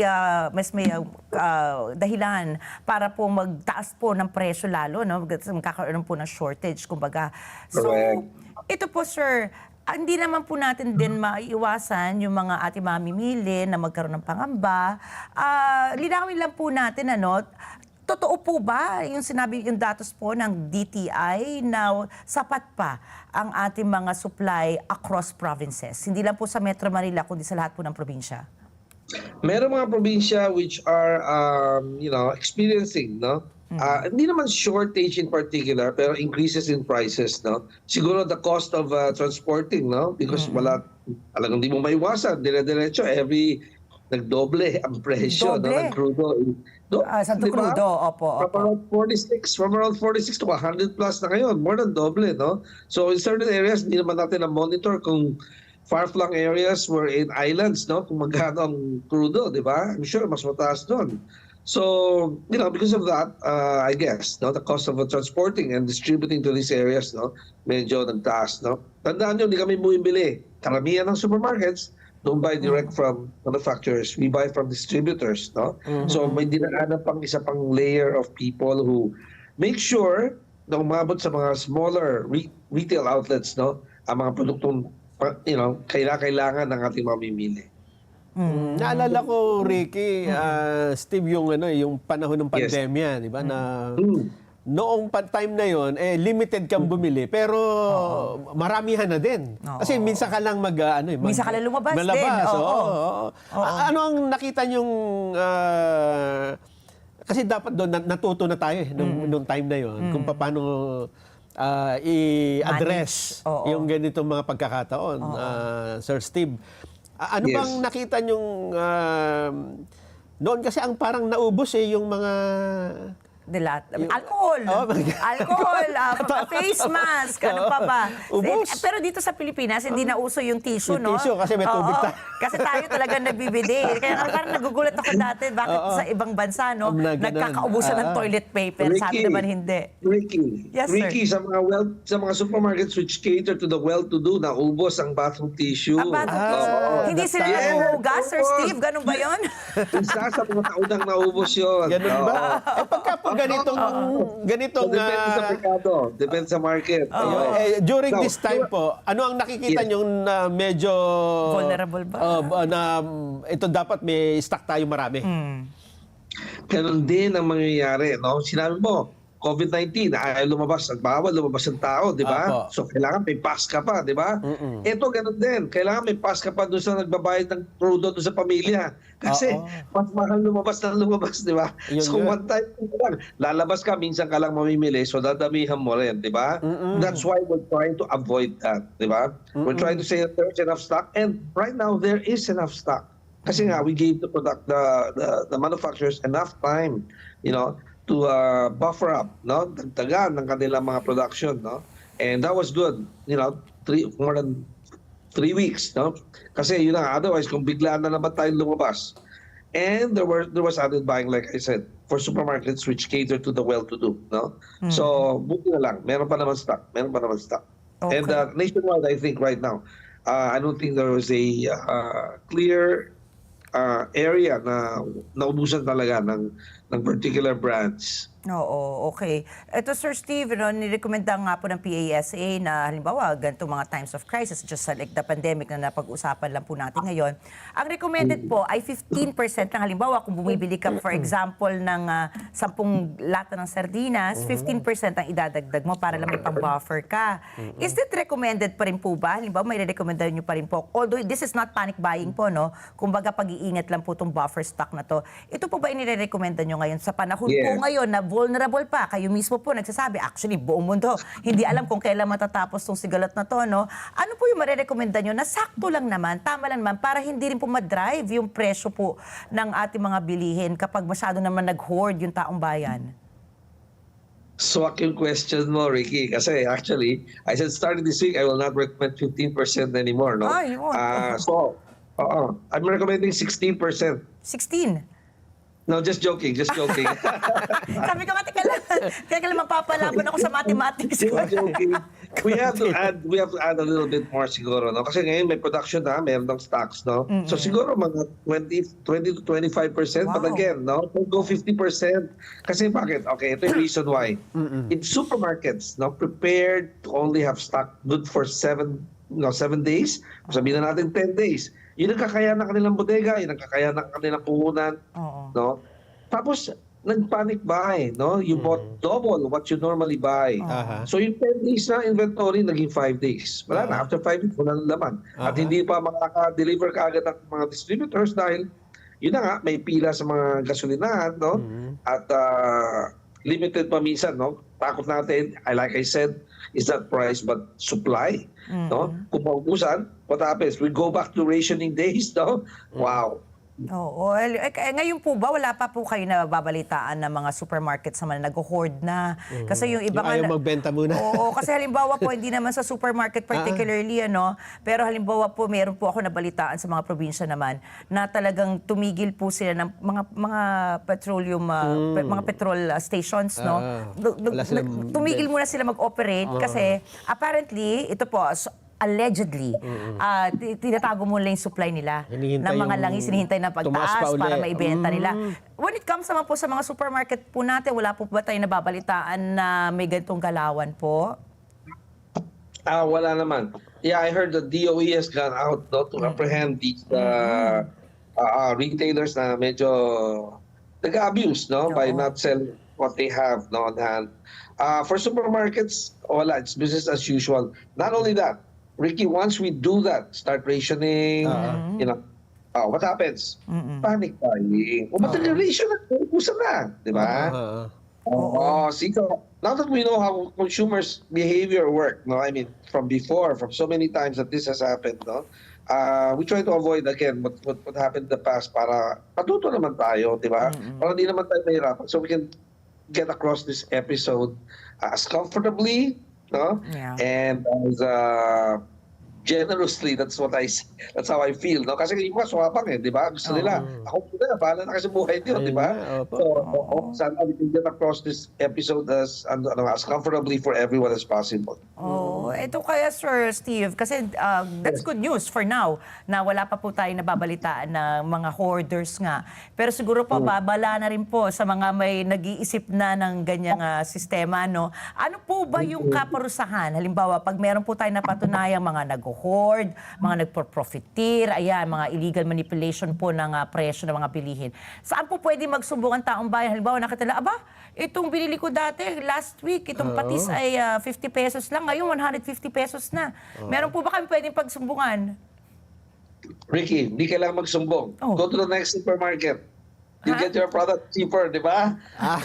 Bumili sa iba. Bumili daw sa ibang supermarket. Dapat, di ba?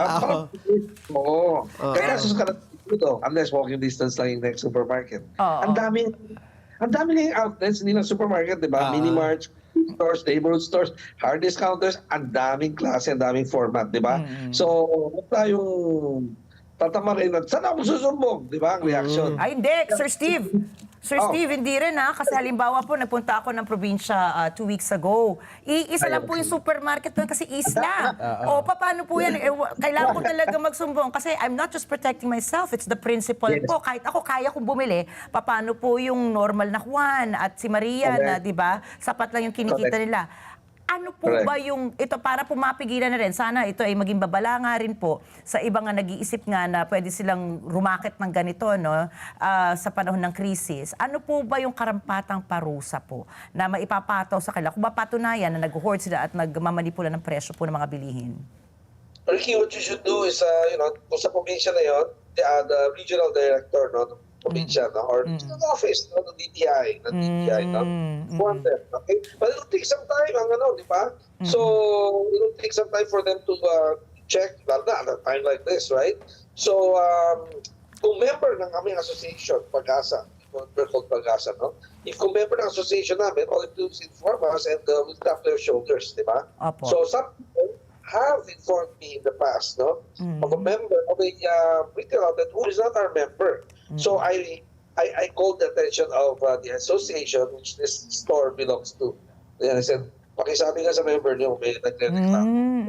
Nagreklamo sila sa DTI, hindi daw ma-actionan kaagad. Or ayaw ko pulitan or whatever. Hindi ko lang circumstances. But the point is, I called the attention of the association where this big, chain of supermarkets, no, belong. And I told them, maybe you'd like to tap their shoulders and tell them that, umaabot na sa social media yung reklamo. Iba lang ngayon no? May social media na Oo. Yes. Nako, Sir Steven, maraming salamat po. At alam na namin kung kanino kami magsusumbong sa inyo. Sumbong kay Steven. Oo, ayun, sumbong kay Steven. Pero sana naman po hindi tayo umabot sa gano'n na sitwasyon. Pinapatay ko na yung cellphone ko sa gabi para walang tumawag na And that's middle of the night, meron. May nangyayari yun. Kaya nga, that's why. That's why umabot sa kanina. Sa interview. Huwag kayo mag-alala, Sir Steven. Hindi namin i-post ang inyong cellphone number. Ay, naku, nandiyan na. Hoy, takpan nyo. Ayan, joke lang po, Sir Steven. Pero ito po, mabuhay po kayo. Salamat po sa pagiging watchdog din po ng ating mga kababayan. Dahil syempre, alam naman po natin ngayon, it's not just a whole of government approach, it's a whole of nation approach na po. Bawat sektor po ng lipunan po natin, ng buong mundo, hindi lang naman sa Pilipinas, Nelson, Sir Steven, tayo po lahat ay nakakaranas ngayon ng krisis. Kaya sana po mabuhay po kayo at sana po ay patuloy po natin maprotektahan po ang ating mga consumers dito sa Pilipinas. Ayan po ulit si Sir Steven Cua, ang Presidente at Executive Director ng Philippine Amalgamated Supermarkets Association. Thank you, sir.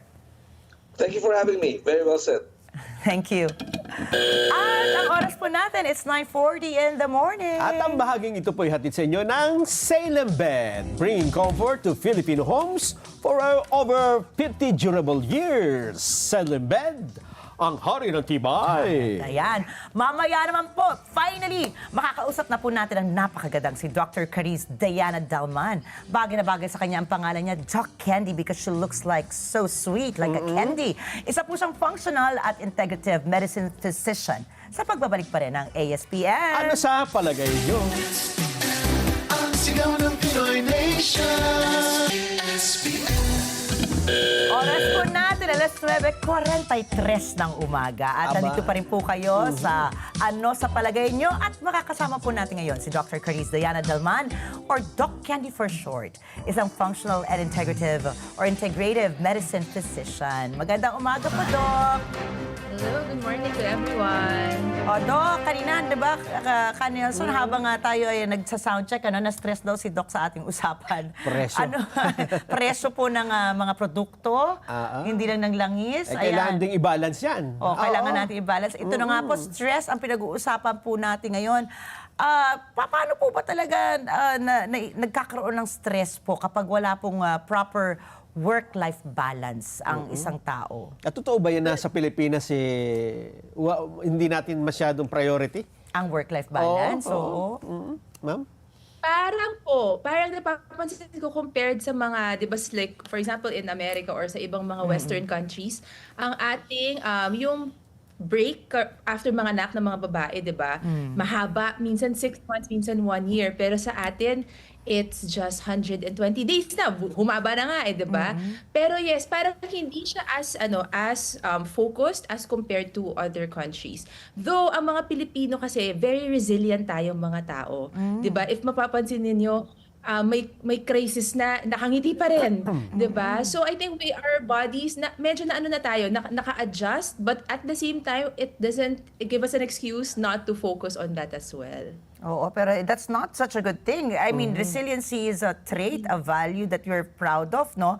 Pero hindi naman siguro natin deserve mga Pilipino na, resilient ka naman, nakawin ko na lang yung yung buwis mo para sa flood control project, ano? Huwag ka nang magreklamo. Total naman, resilient ka, kaya mo lumangoy pag nagkaroon ng baha, di ba, Doc? So anyway, ito po lang, ang hirap din kapag masyadong resilient nga po yung tao. Hindi naman po natin laging pwedeng isipin na, resiliency, ayan, kaya mo yan, kaya mo pa puyat na magpuyat, kaya pa magtrabaho na At saka, magtrabaho kahit wala ka Ricky, ng pahinga. yun ang problema dun sa iba, no? Na kapag ka nakita mo na yung isang employee, hindi nagre-reklamo. Kasi Oo. binigay mo ng binigay ng ano, hindi mo nagre-reklamo, bigyan mo ng O, bigyan. di lalo lang siya Lalo siyang na hindi natin nalalaman, Oo, so, Doc. opo. So, Doc, ano po ba yung pwedeng epekto nito sa halimbawa sa not just physical health, mental health po, at lahat na ng isang tao, na isang empleyado na talagang wala na pong, kumbaga, pahinga?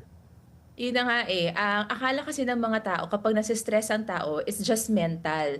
Pero kung tutuusin, pag nasistress ang tao, lahat na aapektuhan. Lalo na sa mga babae, ang hormones natin is very much affected.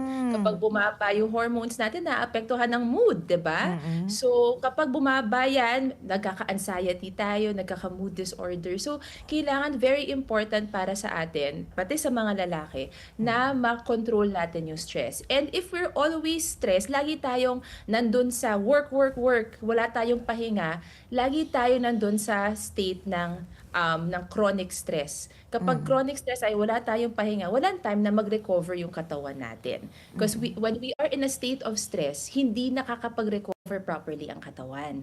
So, hindi natin napoproduce yung growth hormone sa gabi, hindi natin napoproduce masyado yung melatonin na dapat pampalalim ng tulog natin. So, kapag ganon, hindi talaga tayo, pag kahit na mahaba, for example, naka 6-8 hours tayo ng tulog, pagising sa umaga, parang hindi pa rin rested ang katawan. Hindi ka pa rin fresh, ano? Yes, hindi ka refresh. Kaya yun, ang dami kong pasyente na ganyan.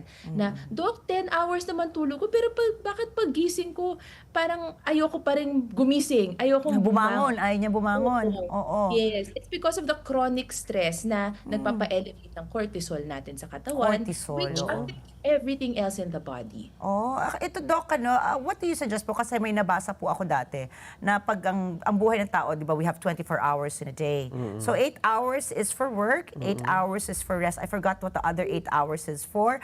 Pero ito, ano po ang marirekomenda nyo, halimbawa, that we dedicate or commit to na oras sa isang araw para po pagdating po sa trabaho? Well, definitely, ang wala nating, walang kapalit is tulog. Ang tulog dapat 8 hours yan. Okay? That is the minimum. Kahit na tumatanda na tayo, di ba sinasabi nila, as we get older, Minimum? Minimum po talaga ang 8 hours. Pwede ba minsan 6, pero babawiin niyo siya at one point. So 8 hours minimum talaga ang tulog natin in a day, and it has to be straight. In traditional Chinese medicine, dapat 10 o'clock, between 10 to 12 tulog ka na. Tapos dire-diretso yung tulog dapat hanggang mga 4 to 5 o'clock. So, ibig sabihin, Doc, mamamatay na kami. Talaga dapat 8 hours. Kasi kami po ang pang-opening at closing lagi dito. Para tinatawanan niyo, para hindi po kayo nakaka 8 hours of sleep. So, ganun po talaga, because that's the time that our growth hormones are produced by the body. That's when we repair our bodies. And then, the other 8 hours is really for work. Pwede tayo mag-extend to 10 hours. It depends on the type of work that we do. If our work is very stressful, yung bugbog talaga buong araw, very physical or even very mental, di ba? Kailangan, siguro maximum tayo 8 hours, 8 to 10 hours, tapos may breaks in between. Important po yung breaks to take breathing exercises, or you have that time to go to the bathroom or mag-lunch break. Tapos yung lunch break, hindi siya pwedeng working lunch. Kailangan nakaupo po talaga, eating your food, conversing with friends, because that one lowers down your cortisol levels. And when you are in that state na talagang kakain ka, mas nadadigest yung pagkain, mas na-absorb niya yung pagkain or yung nutrients that you get from your food.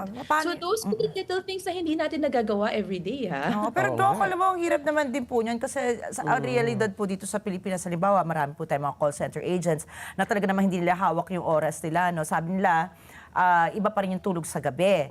At saka hindi naman yung iba, halimbawa po, iba may mga sa environment po na ang tawag dito ay racket economy, gig economy po ang tawag ng di ba, na broken hours po ang kanilang mga trabaho. Halimbawa, meron sa umaga, meron sa hapon, meron sa gabi.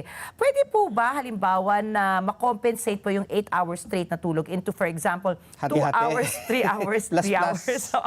Hindi yata pwede yun. Depende sa tao.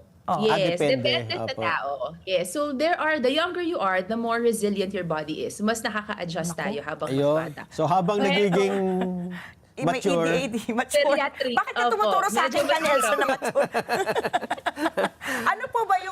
ano po ba yung matured na talaga, na yung- kailangan yung- mag-ingat na? Halimbawa, ay nako, 50 anyos na, or mas mabata pa po ba? Mas mababa pa po yun? Mahirap na makarecover. Oo, ano Yes. po ba yun? Depende yan sa kung paano mo inalagaan ang sarili mo all throughout these years. So if you've been eating well, di ba, nung bata ka, nakakatulog ka properly, and Apo. then you're taking your vitamins, kompleto yung nutrients mo, masagana ka sa fruits and vegetables, you get your protein in, mas alaga yung katawan, mas nagiging resilient yung katawan. Okay? So, pero kapag bugbog ang katawan, naninigarilyo, ang dalas inom, yung kinakain, alam mo naman ang Filipino food minsan, di ba? Puro prito, puro ganyan. So, mas nagiging mahina yung katawan, it becomes less resilient to stresses. So, kailangan pag ganyan ang trabaho, for example, it's really yung mga raketero natin, 'di ba? At one point nandun na rin naman tayo. So kailangan talaga aalagaan ang sarili. If you know that you won't be able to sleep diretsong at least 6 to 8 hours that night, babawiin mo siya sa ibang araw. And then you really have to take a lot of your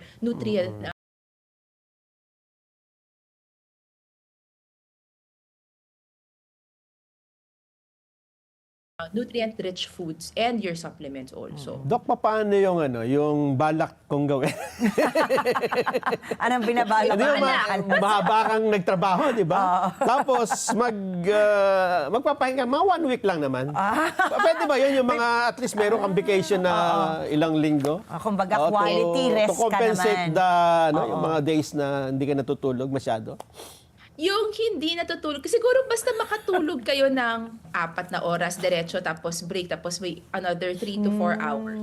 Kaya bawin. Pero yung no sleep talaga ng let's say 3 days, that will kill you. Ay, grabe naman 3 days.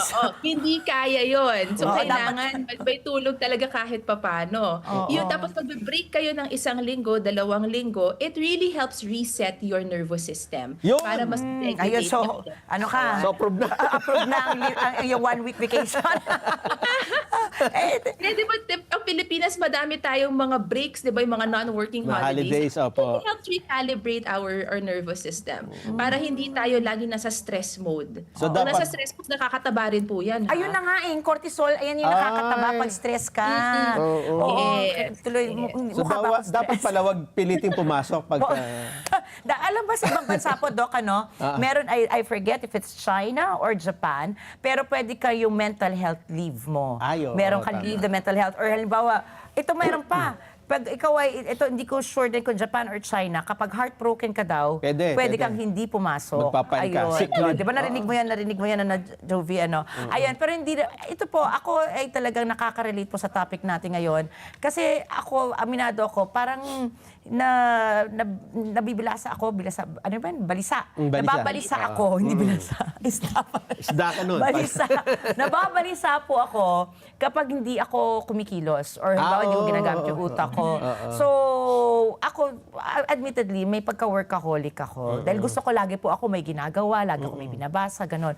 Ang problema nga po niyan, totoo po yung inyong mga pag-aaral, kulang po ako sa tulog. So, swerte na ako, halimbawa, 3 oras ako ng dire-diretso.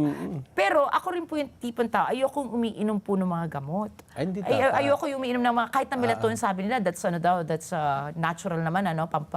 Ano po yung mga re-recommenda nyo para sa mga workaholic na katulad ko, na kulang sa tulog, pero ayaw naman pong mag-take ng anything else? Meron po ba tayong mga ibang paraan, halimbawa, para po maengganyo po ang ating sistema, ang ating katawan, na magpahinga naman?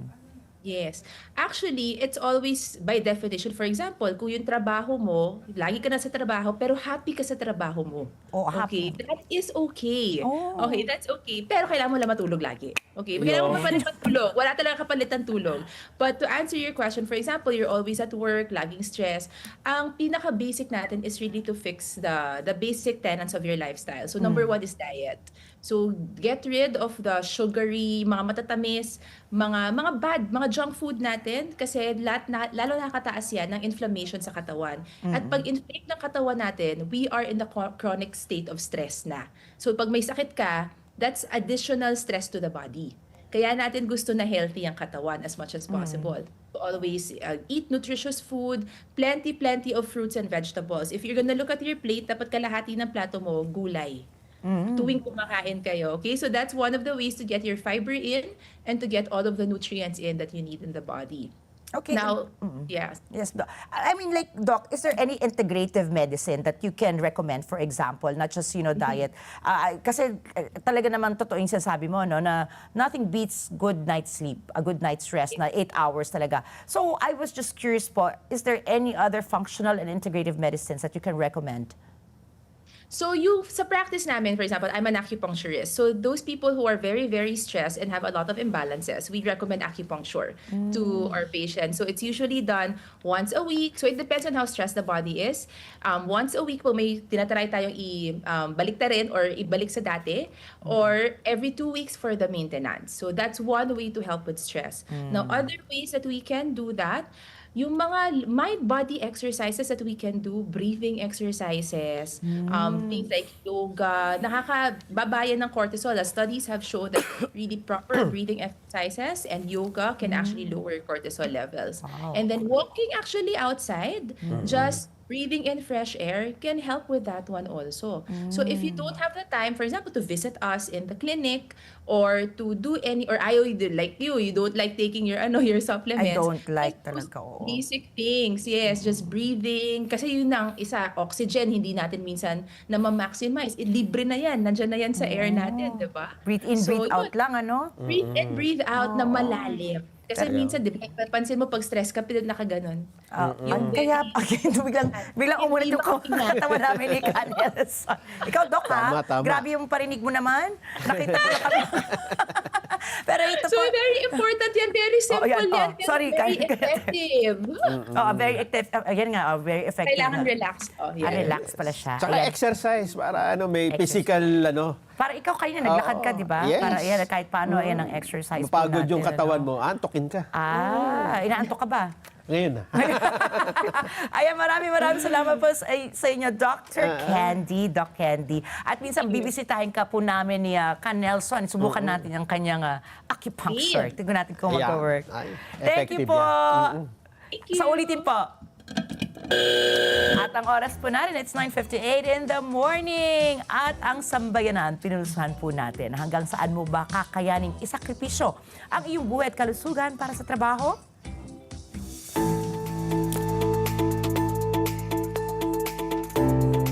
I can give myself wholeheartedly. For example, meron akong pinapalaking pamilya, and for my needs, for my daily life, I can give 100%. Hindi ko naman kayang sa trabaho ko kasi bawang lang yan. Kaya ko po iklarpisyo ang trabaho kasi para po mabuhay po tayo pangalaw-alaw. Pag wala po kasing trabaho, hindi natin alam kung saan tayo kukuha ng pera. Tutulungan po kami para matustusan ko po yung kapatid ko po na nag-aaral na po ng college. Ayan nga, sabi ni Doc Candy, basta naman masaya ka sa trabaho. Ako, I'm very grateful for my job. Masaya po ako sa trabaho ko dahil napakababait po ng aking mga kasamahan dito sa trabaho. Sabi nga nila, kapag iba naman daw po yung toxic and work environment. Ayun ang matindi. Ayun ang matindi. So ako, very grateful po ako sa trabaho ko dito dahil nandyan yung aking mga kasamahan. Nandito po kayo. Hello, boss! CRV, magandang umaga. Yan, very happy po. Kaya, happy birthday din kay Felman Napa Oligo mula kay Raimundo po Oligo mula po sa ating Logistics Department. Ayan, at happy 44th anniversary daw po sa lokal ng New Era, distrito ng Dasmariñas City, Cavite. At sa kanilang destinado, kapatid na Rodney, Pedrosa, at sa mga kapatid natin dyan. Ayan po, at dito po sa ESPN, mahalaga ang inyong palagay. Mahalagang bahagi kaya ng paghahanap natin sa katotohanan. Kaya sa bawat issue na papanahon, parti po kayo ng diskusyon. At tandaan, ang buhay ay hindi po patagalan at kundi pasarap. Sulitin mo daw po yan. Ha? Tawanan din ang problema, mag-food trip, gumala at gumawa ng mga ala-ala memories. Ayan, memories. Like the corn. And bukas mapapakanta rin po natin si Canelson. Pero ngayon po, magkita-kita tayo muli bukas dito lamang sa sa palagay nyo? ESPN! Susunod na po ang Kada Umaga Girls at mga 9:30 po ng gabi. Mata ng Agla International dito lamang sa Net 25. Happy Wednesday!